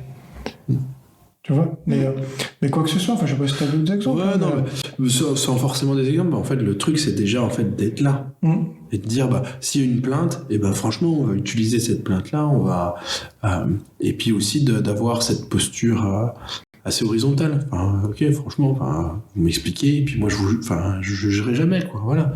Et puis nous, ce qu'on dit, c'est qu'avec notamment les symptômes positifs, c'est de pas rentrer dedans ni de les critiquer. En fait, c'est ce que les gens vivent. Tu vas pas lui dire, écoute gros, tu me fais chier, franchement, les gens ils peuvent pas t'écouter par les canalisations, donc me pète pas les couilles, tu vois. Et ben ça c'est en dehors des injures. Le truc c'est que tu peux lui dire non mais vous savez que en fait on peut pas écouter par les canalisations, tu vois, en restant très poli. Mais ça en fait c'est hyper maltraitant, tu vois, c'est hyper brutal. Et en même temps faut pas non plus rentrer dedans, parce que le risque c'est que tu risques de t'y brûler, c'est-à-dire que tu risques à un moment donné toi d'entretenir ces choses-là. Donc, il faut avoir une posture équilibré autour de ça, en disant bah ok, en tout cas c'est ce que vous vivez, je peux l'entendre sans jugement de valeur, donc ouais. En fait, dans ta posture, si tu accueilles la souffrance de la personne, si tu accueilles les difficultés de la personne, c'est bon, enfin, tu vois. C'est pas effectivement, ça peut être, mais aller renvoyer. Puis de reconnaître ça, c'est-à-dire bah, moi je suis persuadé que c'est comme ça que vous le vivez. Enfin, j'ai aucun doute que c'est comme ça que vous le vivez, quoi. Là, c'est des trucs qui marchent plutôt bien, quoi. Et c'est parce qu'il faut aussi se dire que souvent, c'est des gens, s'ils en ont parlé à leur famille, s'ils en ont parlé à leurs proches, en règle générale, enfin, c'est dur d'accueillir ça, quoi. Enfin, quand tu vis avec la personne, tu dis, mais non, mais ça va pas du tout, c'est pas ça. De toute façon, en tout cas, c'est la réaction première que tu peux avoir, en fait. Ouais. Qui est normale. Et surtout, les gens l'ont connu avant, qui se passe ça. Donc, mais, par l'inquiétude, tu dis, mais voilà, tu dérailles, quoi, ça, voilà. Et l'idée de ne pas être jugeant, c'est ça, c'est d'arriver à offrir cet espace-là. On a eu un patient, là où je bosse aussi. Enfin, en fait, on a l'impression qu'il ne se passe pas grand-chose. On le voit une fois par semaine. On comprend rien. On comprend que dalle. Ah ouais, je me souviens. On comprend, mais que dalle. À quoi? À ce qu'il nous dit. Ouais, okay. Dans l'échange, on comprend rien.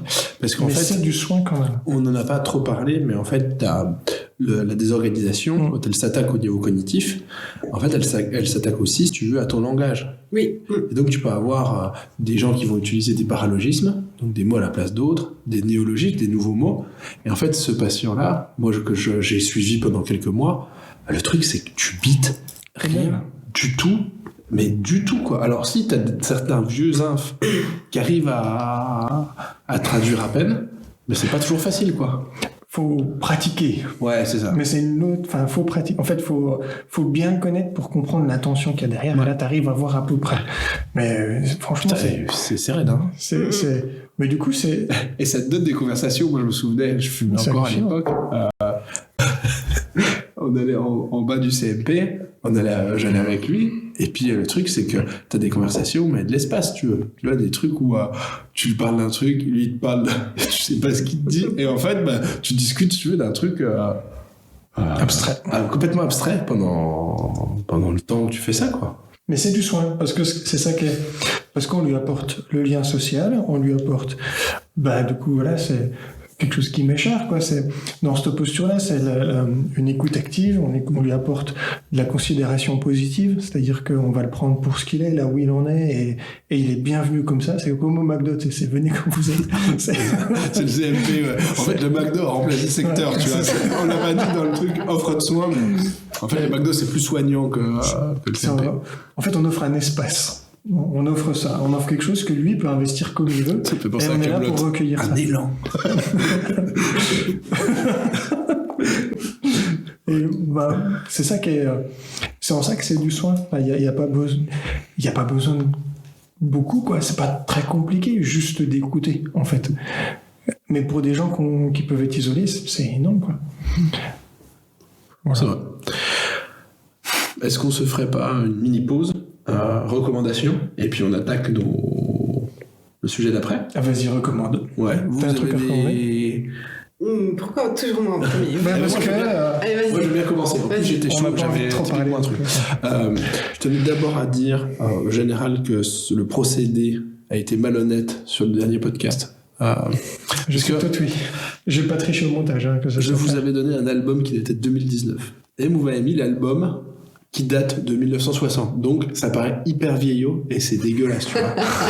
Et genre, c'est comme si tu me mettais des chansons de Nougaro, tu vois, des années 60 qui sont dégueulasses. Alors que Nougaro, le dernier, c'est vachement bien, tu vois. Donc, je tenais déjà, Chacha, à dire que le procédé était malhonnête et que... Mais il est malhonnête. Il est malhonnête, c'est vrai. C'est un la fait. prochaine- Ça se Ouais, voit. ouais, ça se La voit. prochaine fois, vous me donnerez des sources un peu plus facilement consultables que c'est quoi ta plateforme bizarre. Cobuzz. Ouais, voilà. Cobuzz. Moi, j'ai pas ça. Cobuzz. ok, d'accord. Ouais, ok. Donc, pour retrouver ça, j'en ai chié.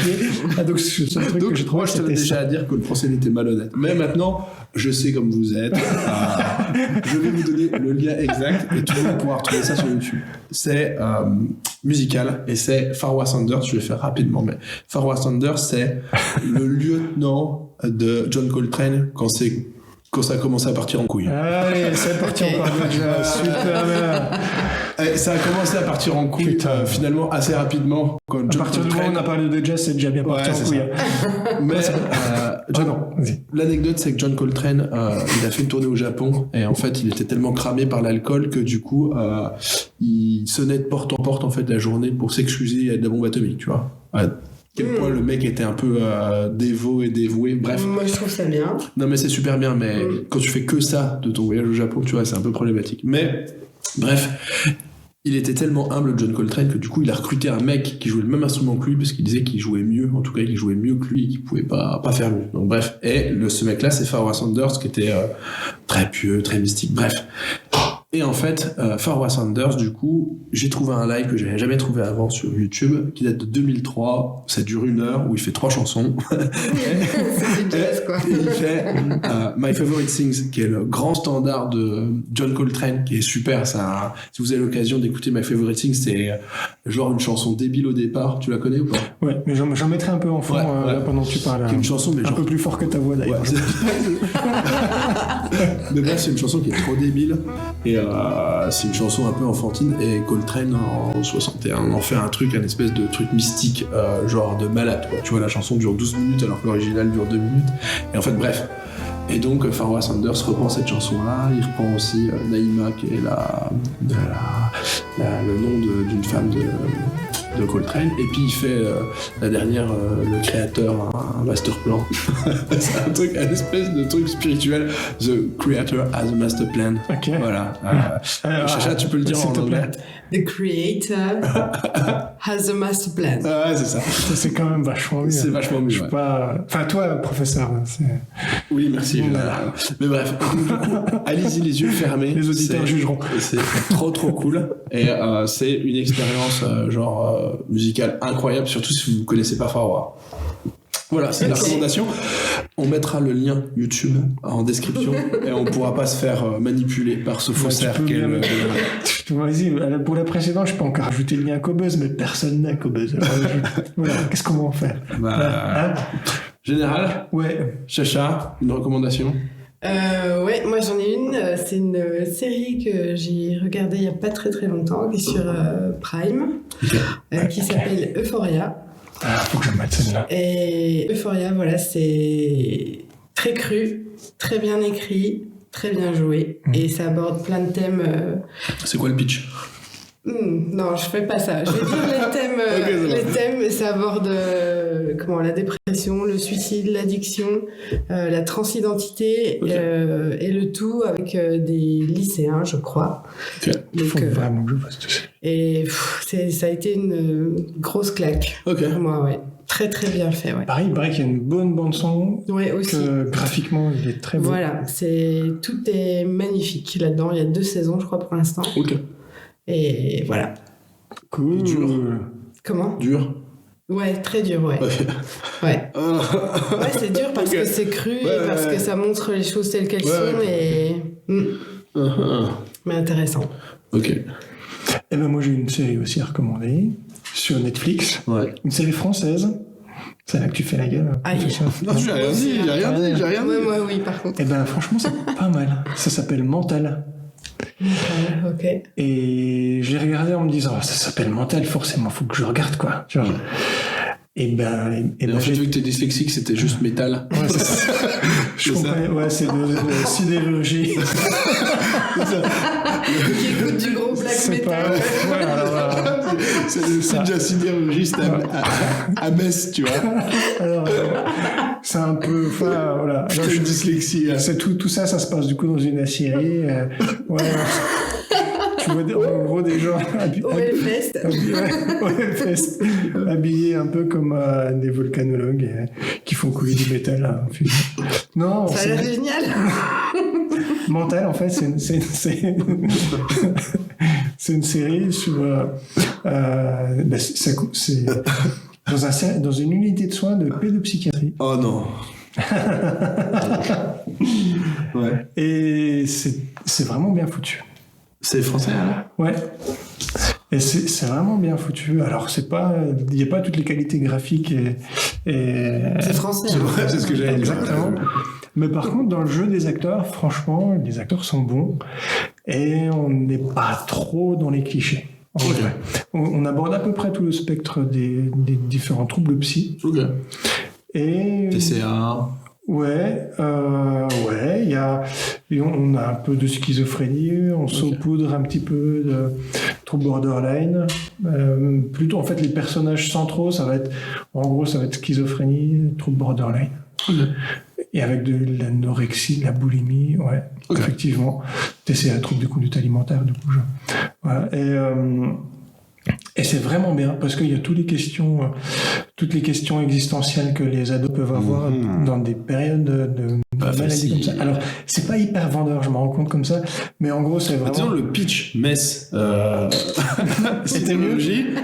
Franchement, il était presque mieux. Hein. Je pense qu'on devrait écrire des scénarios. C'est clair. Ouais.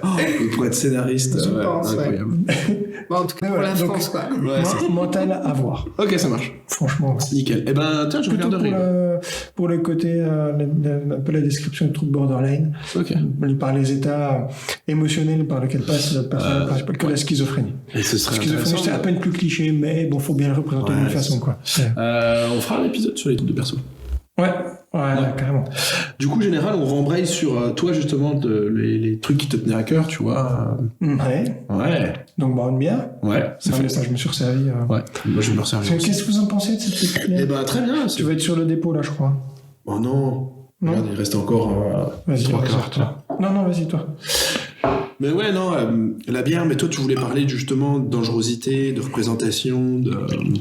Ouais, alors, bah, du coup, toi, je pense qu'on l'a quand même pas mal évoqué, là, jusqu'à maintenant, là, d'emblée, je sais pas trop quoi vraiment rajouter. Si, tu sais, Mais après, oui, on a c'était l'habitude. qu'on avait des clichés, justement, sur les personnes qui étaient atteintes de schizophrénie. Ouais, Tu vois, par exemple, sur la part de globalement, c'est ça. On a pas, je sais pas, toi, t'es du coup pas tout à fait vierge de représentation. Oh là là, c'était naïf dans certains épisodes. Vierge maintenant, putain, où est-ce que ça va, tu vois? Non, mais je veux dire, voilà, tu vas pas tomber dans les. Voilà, mais. Les gens Tu vas pas tomber dans quoi? Tu sais que les gens qui souffrent de schizophrénie sont pas plus. Tu vois, c'est bien, j'allais te poser la question comme on pourrait faire, mais en fait, ça aurait pas trop d'intérêt parce que tu sais que les gens qui souffrent de schizophrénie sont pas plus dangereux. Sont d'ailleurs dans les chiffres. Alors, dites-moi, professeur, si je me plante parce que j'ai pas une excellente mémoire des chiffres, mais globalement, les gens qui souffrent de schizophrénie vont être responsables de moins de 1% des homicides. Alors qu'ils représentent 1% de la population. Donc en fait, tu as moins de chances de te faire agresser par quelqu'un qui souffre de schizophrénie que par quelqu'un qui ne souffre pas de schizophrénie. Donc il vaut mieux se méfier des gens qui ne souffrent pas de schizophrénie. Ouais. Le problème, c'est qu'ils sont plus nombreux, quoi. Ouais, c'est ça le truc. Mais par contre, ce qu'on peut dire, c'est peut-être... tu peux peut-être dire pourquoi, du coup... le truc, c'est que... en fait... Ouais, c'est... Alors attends, du coup je voulais reparler d'autre chose avant, mais ta question me met dans autre chose. Donc, mais bref.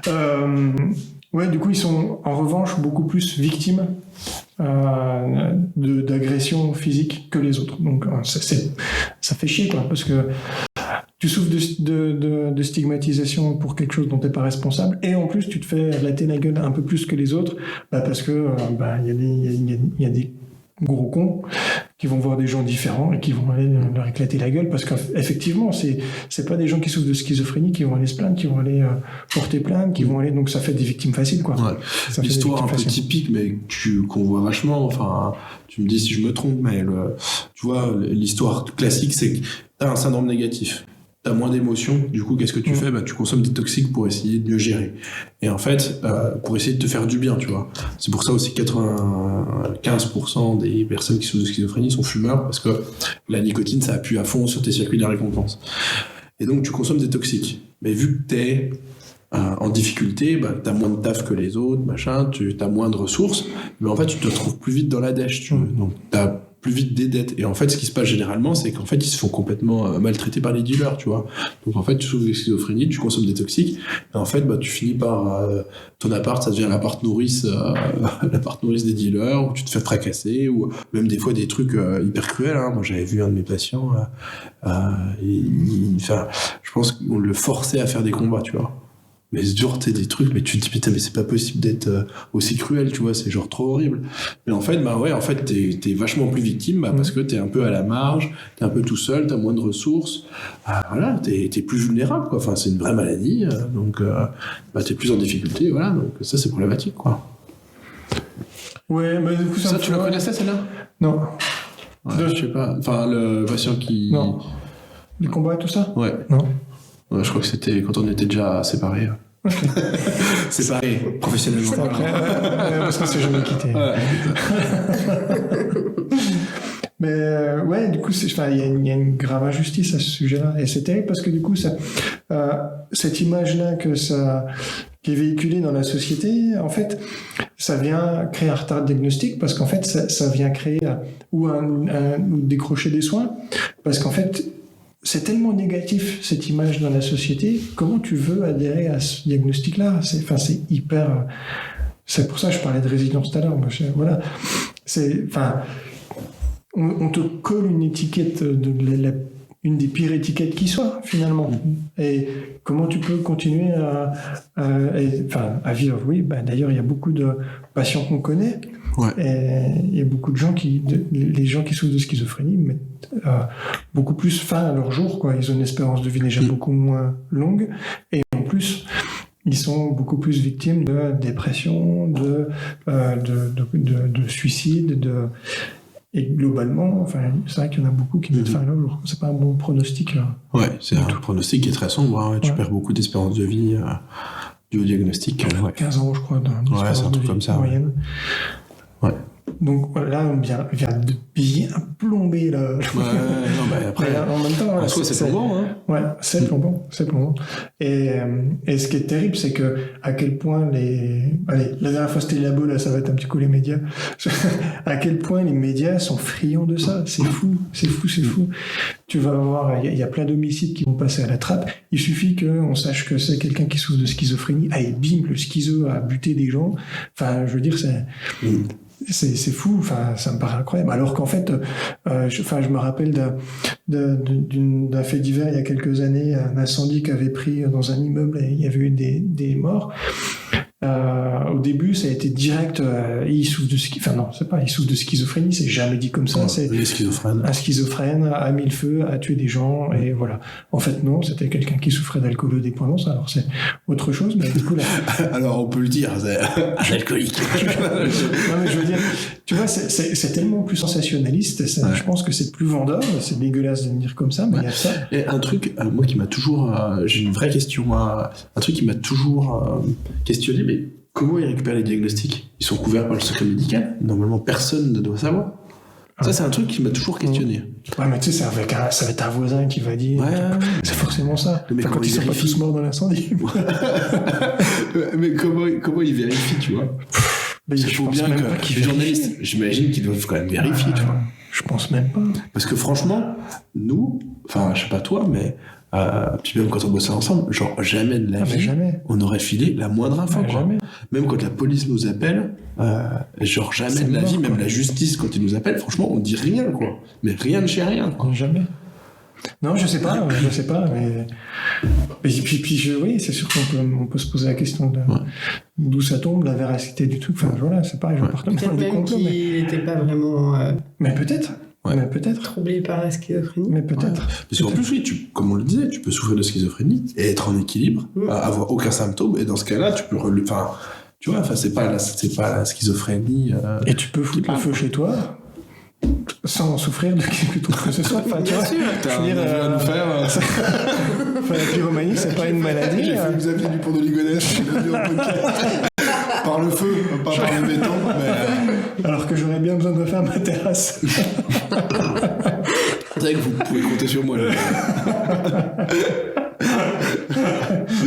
Ce serait con. J'ai plus besoin de refaire ma terrasse que de mettre une cheminée. Enfin, ouais. Ok, ça ça dérape. Mais en tout cas, ouais, le rôle des médias, c'est toujours pareil, c'est très sensationnaliste. Ben, en fait, et puis ça résonne, quoi. Dès que tu mets le mot schizophrénie, allez, ça résonne et ça vient faire appel à un imaginaire collectif à la con. Parce que c'est. En revanche, ouais, le truc, c'est que c'est souvent gore, quoi. Tu vois, étant donné que c'est les seuls, enfin, le truc qui fait que les personnes qui souffrent de schizophrénie passent à l'acte, c'est le syndrome positif, c'est les idées délirantes. Et en fait, c'est souvent dans des moments où ils pensent qu'ils peuvent pas faire autrement. Tu vois, dans le sens où du coup, tu penses que t'es victime d'un complot de la CIA, tu te retrouves enfermé, t'as peur qu'on t'élimine, et si tu penses que ta vie est réellement en danger, ce qui est le cas, ce qu'ils pensent, et si moi j'avais les mêmes symptômes, franchement je penserais le même truc. Et putain, si tu penses que ta vie est menacée, tu te défends à mort, tu vois. Et quitte à ce que tu dois, enfin, même si c'est en tuant des gens, quoi. Et en fait, c'est souvent un peu gore comme ça, donc c'est avec les objets qu'ils trouvent, les machins, donc. Il y a une dizaine d'années, il y avait quelqu'un qui avait décapité une nymphe. Plus que ça, plus que 10 ans, à Pau. À Pau, ouais, c'est ça. Et donc ça te fait un truc hyper gore, donc tous les médias, si tu veux, parce qu'en même temps, t'as de la désorganisation, tu vois, t'as un négatif qui vient renier aussi les capacités de critique de ce qui s'est passé. Et en fait, ça te fait un truc pour les médias où qui est trop... c'est sanguinolent, c'est gore, c'est brutal, donc pour les médias, c'est parfait, quoi. Il n'y a qu'à voir le nombre d'émissions ou même de podcasts qui se font sur des faits divers horribles. Et, voilà, enfin, je veux dire, il y a un truc, il y a une espèce de curiosité. Et moi aussi, des fois, j'écoute ces trucs-là. Mais tu vois, il y a un truc, voilà. C'est morbide, ouais. Enfin, ouais. Est-ce que du coup, il y a d'autres choses sur les idées reçues, les représentations? Oui, après, c'est toujours le regard des autres, de toute façon, qui qui pèse lourd, je pense. Mais ouais, en tout cas, le côté, ce qui te tenait à cœur, en tout cas, ce que tu voulais dire là, dans le sens où, du coup, lutter contre la stigmatisation, rechercher l'alliance, c'est un truc dont, vu que j'ai déjà vu le général exercer, c'est le truc dont il excelle. C'est ça qui marche bien. Non mais si, ta posture de soin inconditionnel, ça marche d'enfer.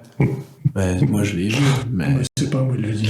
Voilà. Mais non, ça marche super bien. Je sais plus quoi dire. Tu sais, d'habitude, c'est le non-verbal qui dit. Là, je suis au podcast, je sais pas quoi dire. Non, mais c'est aussi le fait aussi d'avoir ce truc inconditionnel de non-jugement.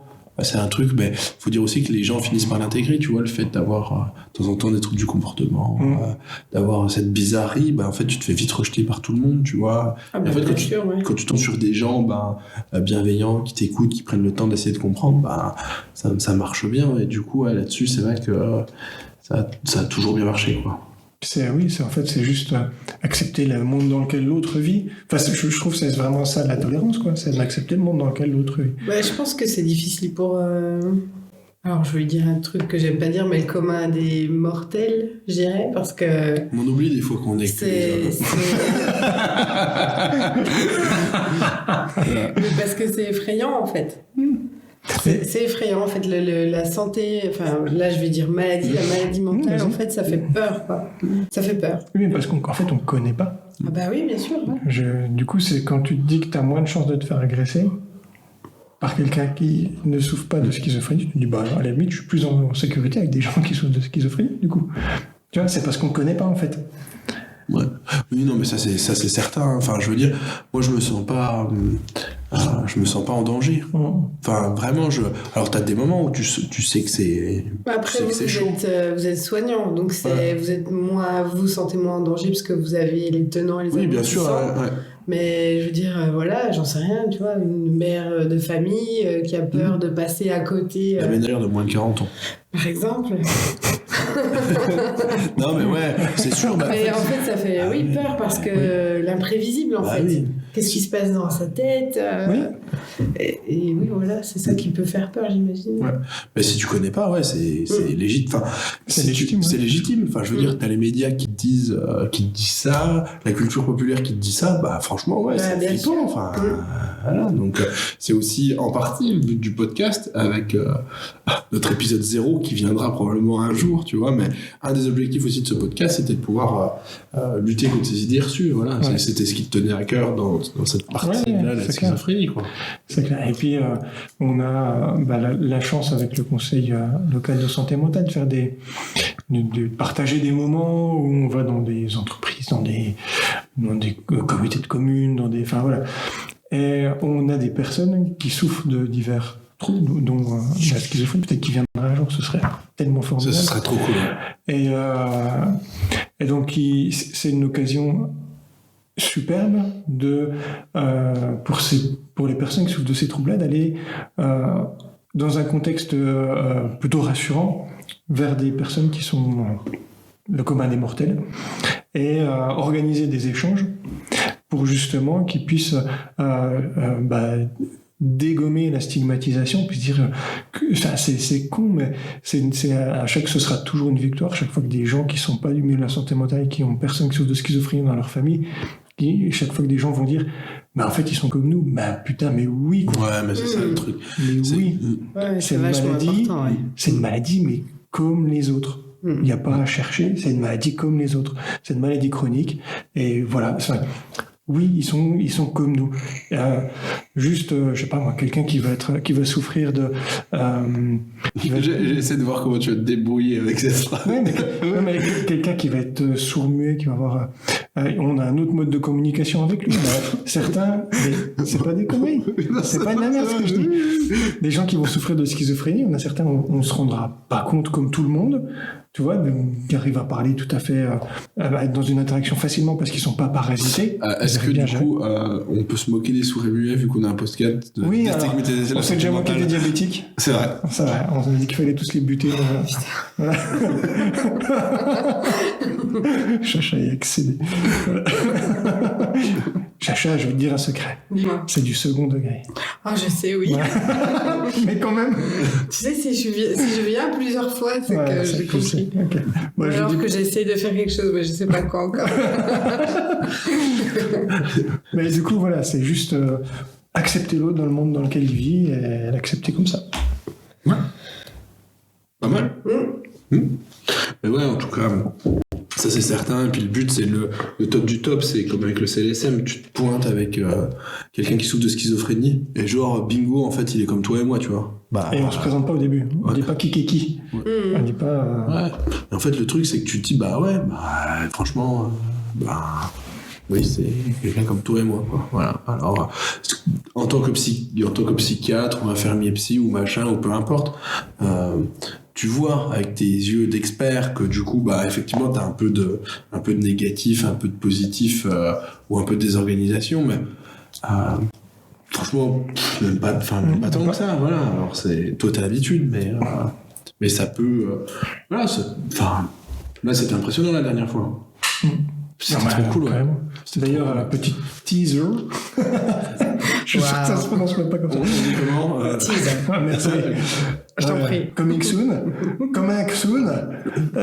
Animatrice du CLSM, quoi. Bam, bam, bam. On peut le dire. Elle va c'est venir Putain, faire un petit incroyable. épisode avec nous. Est-ce qu'on pourrait pas avoir juste une sorte de jingle pour son arrivée, tu vois? Mais oui, on va faire ça. C'est awesome. Elle écoute oui, carrément. Elle écoute nos podcasts et on lui fera un petit jingle. Elle est tellement Ouais, ça non, va la mais- mettre tellement mal à l'aise, il faut le faire. Moi, j'ai rien pas pour eu ça. de jingle, moi. C'est vrai. Oui, mais toi, tu Moi, je suis naïve, Oui, je mais suis toi, tu fais partie. innocente. Tu fais Ok. partie. Non, mais t'es pas une invitée, tu fais partie de la famille. Ah. Parce que moi non plus, finalement, moi j'ai pas de jingle non plus. Tu en voudrais un, peut-être. Regardez l'ego du professeur. Attendez, il s'est adressé, il a bombé le torse. Je crois qu'il allait dire alors mon petit. C'est un jingle de plusieurs minutes. Qui pourrait rendre vraiment hommage à La tout ce que personne je suis, que quoi. tu À tout ce incarnes. t'es. Ouais, c'est vrai. Alors, je me risquerai pas à cet exercice, professeur. Vous êtes bien trop complexe et formidable pour que j'arrive à faire le quart de la C'est moitié sa de ce qui vous manière de représente. dire j'ai la flemme. Je connais. Ça se voit tant que ça. Je connais bien, donc je sais qu'il fout de ma gueule en plus. Donc, Non, jamais, professeur. Alors, vous pouvez me taxer de tout sauf de foutage de gueule à votre égard. bon, on trouvera un jingle à chacun, à chaque membre. Si, j'ai quand même un peu mon Si j'en ai un, jingle. tiens, regarde. J'avais dit que j'utiliserais pas parce T'avais qu'il est dit tellement non, beau. c'était l'autre. C'était celui-là que tu voulais pas utiliser. Non, je pense que c'est mieux le premier pour toi. Ok, ça va.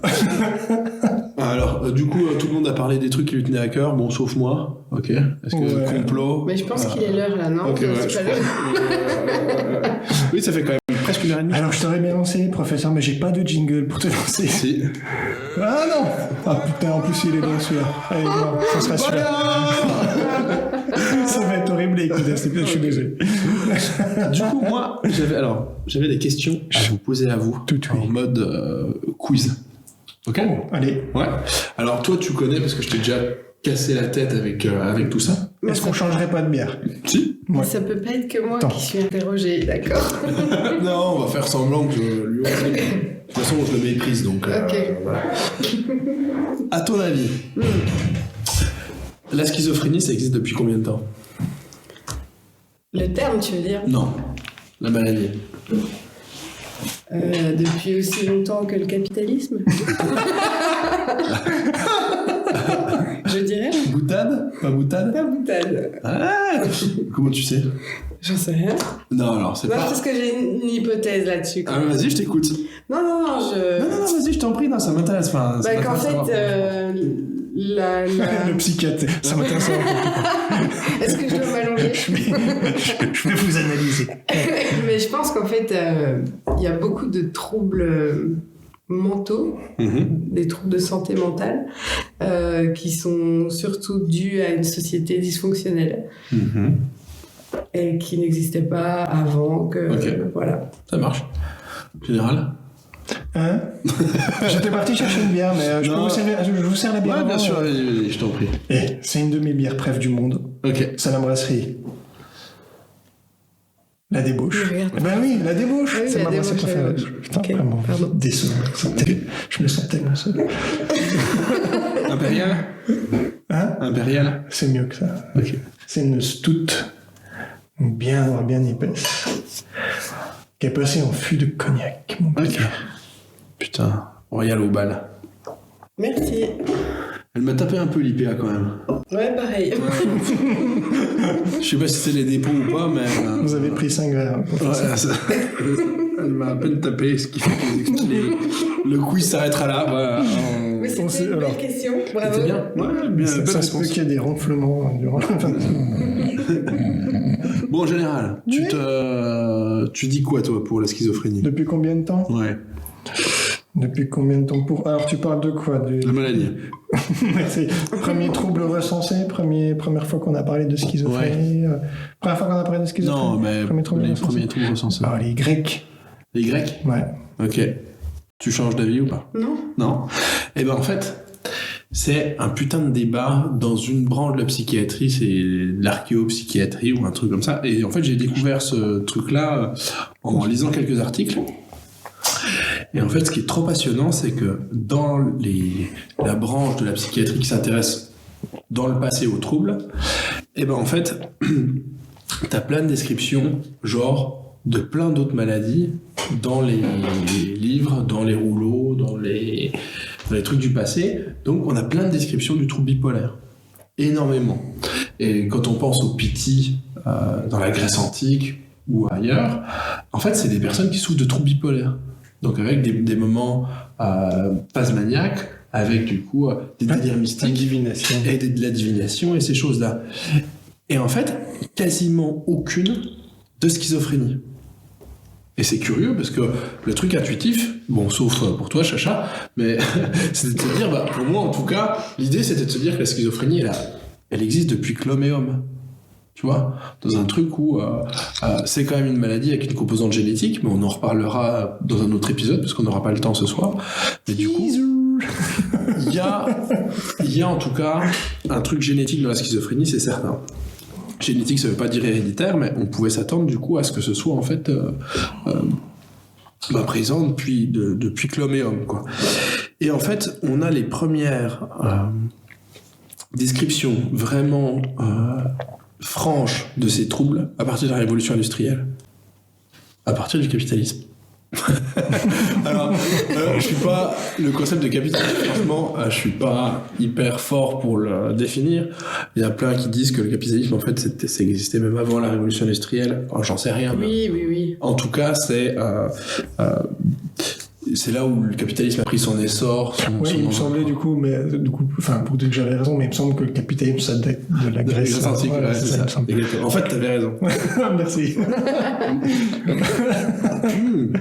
T'es super bien. En fait, c'est pas une stout, c'est une ambrée. Je me suis planté. Ok.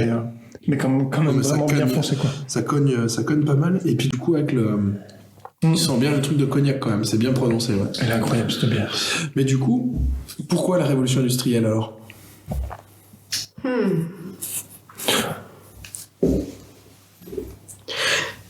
Général, à votre avis?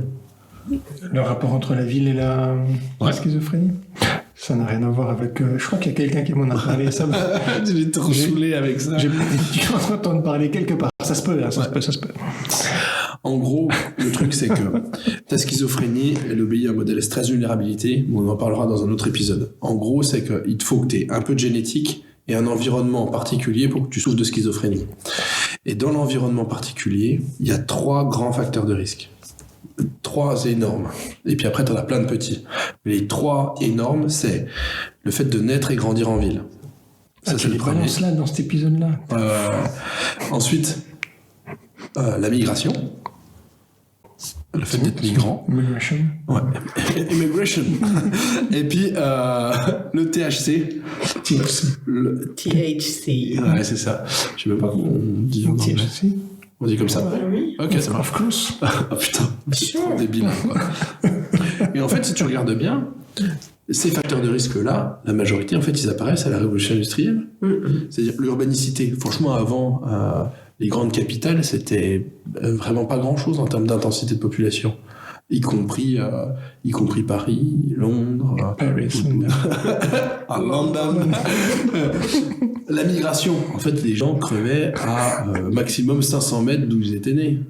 Tu vois, à l'époque, donc hyper rural, très peu de migration et très peu de cannabis. Voire pas du tout. Le paysan, si tu veux, du Moyen-Âge en train de fumer son pet, tu vois, à côté du château, tu vois, sur les remparts avec une canouche de bière. Et les GoFest prenaient vachement plus de temps en plus à l'époque. Le GoFest en poney, c'est compliqué. Ce qui fait qu'en fait, une des hypothèses, c'est de se dire, les gènes existaient en fait un peu à bas bruit pendant tout le début de l'humanité. Et c'est que sous pression de l'environnement, que les personnes en fait ont développé la schizophrénie parce que du coup il y a eu des grands rassemblements urbains. C'est là où tu vois Manchester. Donc là tu parles plutôt de la population. Ouais. Ok. Ouais. Pourquoi tu pensais que je parlais Des bâtiments. Non, alors. Mais tu lui fais tellement plaisir. Non, mais calmez-vous, professeur, calmez-vous. Allez, respirez un peu. Là, c'est trop. C'est trop. Franchement, tu le fais exprès. Non. Tu cherches. Je ne peux pas t'offrir.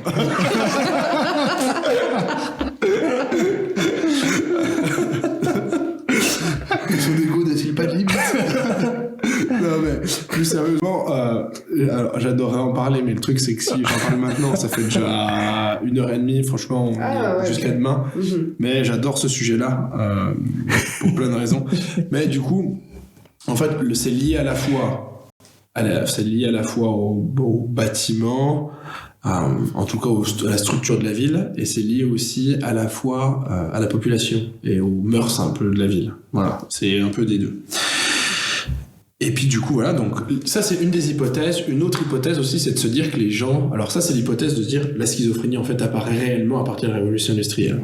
Il y a une autre hypothèse, c'était plutôt dans le sens de se dire les personnes en fait décédaient finalement assez tôt, avant de pouvoir être avant qu'il y ait suffisamment de personnes qui survivent pour qu'il y ait des descriptions efficaces.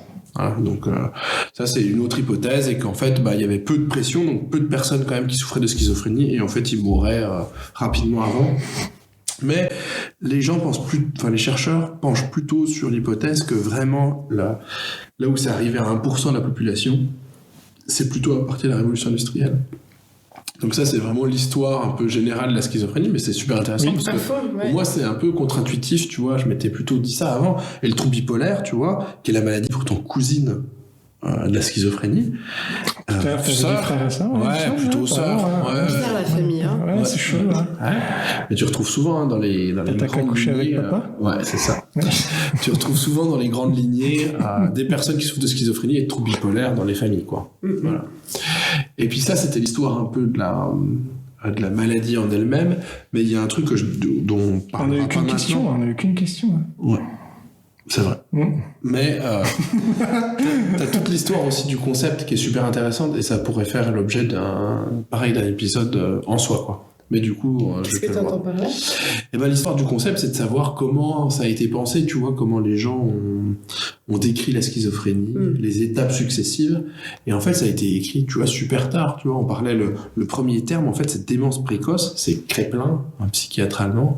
T'avais plein d'écoles. Enfin, c'est un sujet qui est super passionnant. Pardon. Chacha se cache les yeux. Mais du coup, voilà, on en reparlera peut-être un autre coup. Juste le mot schizophrénie. Ouais. Professeur, expliquez. J'ai l'impression d'être dans Il était une fois la vie.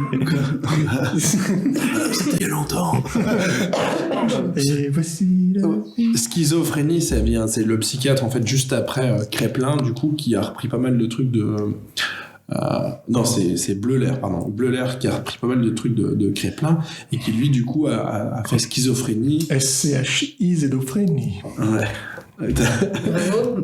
Pas mal. Il a travaillé depuis. Depuis 3 podcasts, il a vachement progressé, ouais. Bravo. J'ai encore pas la fin, mais peut-être le prochain. Et du coup, Schizophrénie, donc phrénie, l'esprit, et schizen, c'était schizo, c'est la coupure, la scission. Ah tiens, juste petit pas. Skizen, très bon petit court-métrage français d'animation à voir sur YouTube. Voilà. Tu m'avais montré, ouais, ça c'était vraiment cool. SCHIZN. Ouais. Allez le voir, c'est cool. Et du coup, voilà, donc ça vient de cette époque-là. Bleuler, suisse, psychiatre suisse. Voilà, et du coup, qui a mis ce terme-là. Et en fait, t'as tout un tas, si tu veux, de personnes, t'as des grands noms, tu vois, de la nosographie, de l'explication, t'as Schneider, t'as De Clérambault, t'as plein, en fait, de psychiatres qui sont vachement intéressés à ça. Et les débats internes sont maxi giga intéressants. Donc voilà. Mais Nosographie, professeur. Nosographie, classification des maladies, compréhension, voilà. Et donc tu vois, les gens commençaient à réfléchir. Mais en fait, c'est super dur, tu vois, de mettre de l'ordre parce qu'en fait, comme on l'a dit, c'était vachement hétérogène comme maladie. Hétérogène, pardon. Hétérogène, professeur. Érogène, ouais. Okay. Érogène, okay. Bref. Mais du coup, voilà. Mais c'est un super, c'est un truc qui est, moi je trouve trop intéressant. Mais voilà, c'est pareil, c'est comme des autres trucs, on pourrait faire un épisode quasiment uniquement là-dessus, quoi. Mais voilà, c'était on reviendra sur le sujet. Oui, c'est certain, ouais, c'est certain. Et puis moi j'aimerais bien vous saouler avec d'autres trucs, donc. Mais tu le feras, j'en suis sûr. Voilà un peu ce que moi je voulais, ce qui me tenait à cœur rapidement. Eh ben, ça fait 3 bières partagées que dure ce podcast. Il est vraiment temps de faire un épisode sur les dictos. Ça viendra avec peut-être quelqu'un qui viendra nous en parler aussi. Moi j'aimerais bien. C'est l'objectif, clairement. Là, on fera l'épisode 0 aussi, histoire d'expliquer l'épisode 0, c'est une légende, tu sais. Tu viendras jamais. On en parle, mais... c'est pas ça. Ce qui compte, c'est créer l'attente. Ouais, c'est clair. Et on fera sans doute un épisode 0. Non, on fera, c'est sûr, un épisode 0. Sinon, il n'y a pas d'attente. Et pour expliquer un petit peu l'intentionnalité de pourquoi on fait ça. Mais oui, du coup, c'est quand même l'objectif. C'est là, on se rôde un peu sur la technique. Tout ça, vous entendez que les épisodes sont un peu, ils sont pas forcément hétérogènes, inégaux. Alors érogènes, inégaux, effectivement. Donc on est en train de se roder gentiment, mais bientôt on aura des invités et ça va être trop bien. Faut qu'on rachète des micros, tout ça. Ouais, c'est clair. Et puis on a du gros invités qui nous attendent. On a du. Et c'est très très bien. On a des gros invités. Ça, c'est du teaser. Alors, pas des gros. Ah oui, non, mais là, on a pas. Alors, on a fait plein de trucs. Ouais, on va faire le listing, hein, mais on a fait la phobie. On était quand même raciste sur pas mal de trucs. On Toi, va pas se mettre aussi. Pas moi, non. Non. Moi, c'est vrai. Comment mal terminer son podcast. Ah ouais. Franchement, on était plus structurés. Franchement, c'était bien, ouais. Mais par contre, on part complètement en sucette à la fin. C'est toujours pareil, hein, c'est toujours les mêmes sujets qui reviennent. Vous êtes deux à avoir un ego démesuré. Heureusement que je suis là, moi et ma formidable quelqu'un qui parle dans un ego et humilité, voilà. Il faut qu'on raconte une anecdote pour terminer. Anecdote légendaire. J'adore. Mais du coup, j'étais étudiant et puis je passais dans les services de chien. Et en fait, avec mon meilleur pote de médecine, pour survivre à l'externat, parce que quand t'es externe, un des chefs nous avait dit, les gars, quand vous êtes externe, vous êtes pas des merdes. Vous n'êtes pas des sous-merdes, vous êtes la maladie de la merde. Voilà. Ça te situe un peu ça calme. Voilà. Tu sais où t'es sur la chaîne alimentaire. Donc les mecs ne t'appellent pas par ton prénom, mais par ton physique, tu vois. Donc mon pote était assez petit et un peu imberbe, donc il l'appelait l'enfant, si tu veux. Donc c'est pour te dire, tu vois, c'est voilà, un peu pour te situer un peu, voilà. Bref. Ouais. Donc on a développé des stratégies d'adaptation pour survivre à cet environnement merdique. Et une des stratégies pour survivre à cet environnement, c'était du coup de brosser les gens dans le sens du poil et les flatter dans leur ego, tu vois. Et donc, on avait toute une maquette, nous, d'externat en chir. Et en fait, on posait les questions aux chir juste pour les flatter. Et en fait, ils étaient tellement égocentrés, si tu veux, que en fait, les mecs ne voyaient même pas qu'on se foutait de leur gueule, tu vois. Donc, nos questions, c'était de dire... déjà, on commençait par dire... Nous, on veut faire de la chire, alors que pas du tout, tu vois. Voilà, premièrement, gros mensonge. Et deuxièmement, on disait, Moi, j'ai bien envie de faire de la chire, mais le truc, c'est que je me demande si j'ai les capacités nécessaires pour faire de la chire. C'est quoi la qualité pour être un bon chirurgien, quoi. Et là, t'avais mis une pièce dans le jukebox, et en fait, t'avais juste, ça partait tout seul, et t'avais juste à te ramasser pour saisir les pièces, et les gens t'adoraient, tu vois. Et une des réponses d'un des chirs, alors tu vois, t'en as plein qui disaient, ouais, il y en a qui disaient, tu vois, il y en a qui te disent, c'est les mains, tu vois, c'est la dextérité. Il fait, pourquoi moi je suis un super chien? Parce que je suis putain d'intelligent, tu vois. Fait, les autres, ceux qui sont juste la dextérité, bah tu vois, c'est des bons chiens. Mais moi, parce que je suis super intelligent, tu vois, je connais toutes les voies opératoires, machin, bref. Donc il est parti dans un ego trip, si tu veux, d'une demi-heure. T'en as d'autres qui disaient d'autres trucs, mais bref. Juste pour avoir les mêmes arguments en plus. Oui, c'est vrai. Mais celui qui nous avait marqué, nous avait dit, franchement, ce serait trop réducteur, tu vois. En fait, je vais t'en donner 3. Et la première, tu vois, c'est l'humilité. Hein. Le mec, mais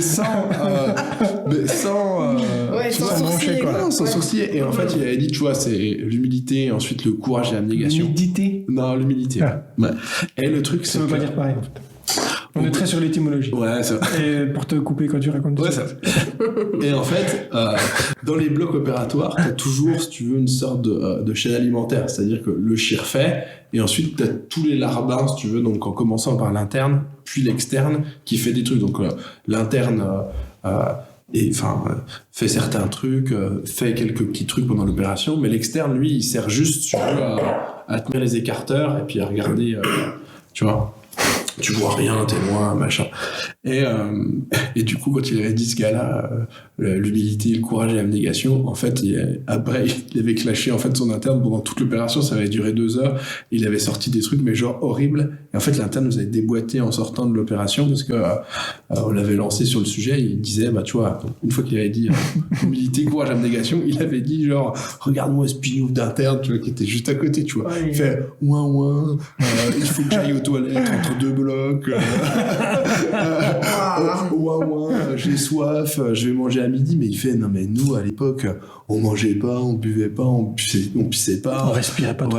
C'est clair. Il disait, mais non mais tu te rends compte maintenant, les internes c'est plus ce que c'était. Mais il fait, mais vous là les petits, hein, vous avez l'air d'être pas mal, hein, vous, tu vois, parce que t'avais brassé les gros. Donc voilà. Donc je dis, la principale qualité du général, l'humilité. Voilà. Tout ça. Toute cette anecdote juste pour ça. En fait, on vous a pas dit, mais le général était chirurgien avant. C'est ça. C'était cette personne-là, un coup de foudre amical au bloc. J'ai fait un accident de Lamborghini. C'est dur. Hein. C'est Dr. Sanch. C'est difficile de se concentrer. Ah non, oui, non, bien sûr. C'est chaud. C'est la vie. Ouais, c'est ça. Voilà, c'était mon anecdote. Du coup, je me suis recyclé dans une sous-catégorie des médecins. C'est clair, ouais. La psychiatrie. Alors, absolument pas de mon point de vue, mais voilà. Voilà. Bon. On est bien là. Voilà. On a bien refroidi l'ambiance. Impeccable. Voilà. Bon, et ben en tout cas, c'était trop cool de se revoir. Ouais. Et refaire cet épisode. On essaie à 4 la prochaine fois. On essaie. Ouais. Avec un micro, avec tout ça. Ouais, ce serait cool, ouais. On teste. Et puis, pas de teaser, on sait pas trop qui encore au niveau de leur regard. On verra. Il y aura. Si, on peut faire un peu quand même. On espère des patients. C'est hyper important pour eux. Il y aura une animatrice. Pour nous. Pour tout le monde, je pense. Non, t'as dit pour eux, ouais. Ah bon? Mais ça le collait bien avec ton personnage un peu. Ouais. Ils aient la chance. Pour eux, et ils auront de la chance de me côtoyer. Franchement, ils pourront me voir, ils pourront me regarder, ils pourront échanger avec moi. Et en fait, qui a le plus gros orgueil? Ouais, c'est une bonne question. Bon, c'est Chacha, mais. Je pense que c'est moi, ouais, c'est ce que j'allais dire. C'est ça. Bon, ouais. Mais en tout cas, ouais, on aimerait bien, effectivement, quelqu'un qui parlera d'addicto, du comportement alimentaire. Ouais. On aimerait bien, du coup, CLSM. Et puis, surtout, et le plus important, en fait, des personnes qui souffrent de troubles. Pour leur donner la chance de venir. de vous côtoyer et de vous voir physiquement. C'est tellement le contraire, en plus. C'est vraiment... Bon, voilà, bref. C'est C'est ça. C'est tellement le contraire dans le sens où vraiment ils n'auront pas de chance de le voir. Alors, dans les deux sens du terme, du coup, non seulement ils n'auront pas de chance de nous voir, mais nous, on aura de la chance de les avoir. C'est vrai. Voilà. On essaiera peut-être d'être moins lourd. Hein. Faudra essayer. Hein. Ça va être dur. Ça va pas être facile, ouais. Ou pas. Ouais. Ou pas. On verra. Est-ce qu'on mettrait pas fin à cet épisode? Ouais, Oui, on peut. Ouais, va falloir qu'on réfléchisse à un titre que vous découvrirez du coup. Ouais.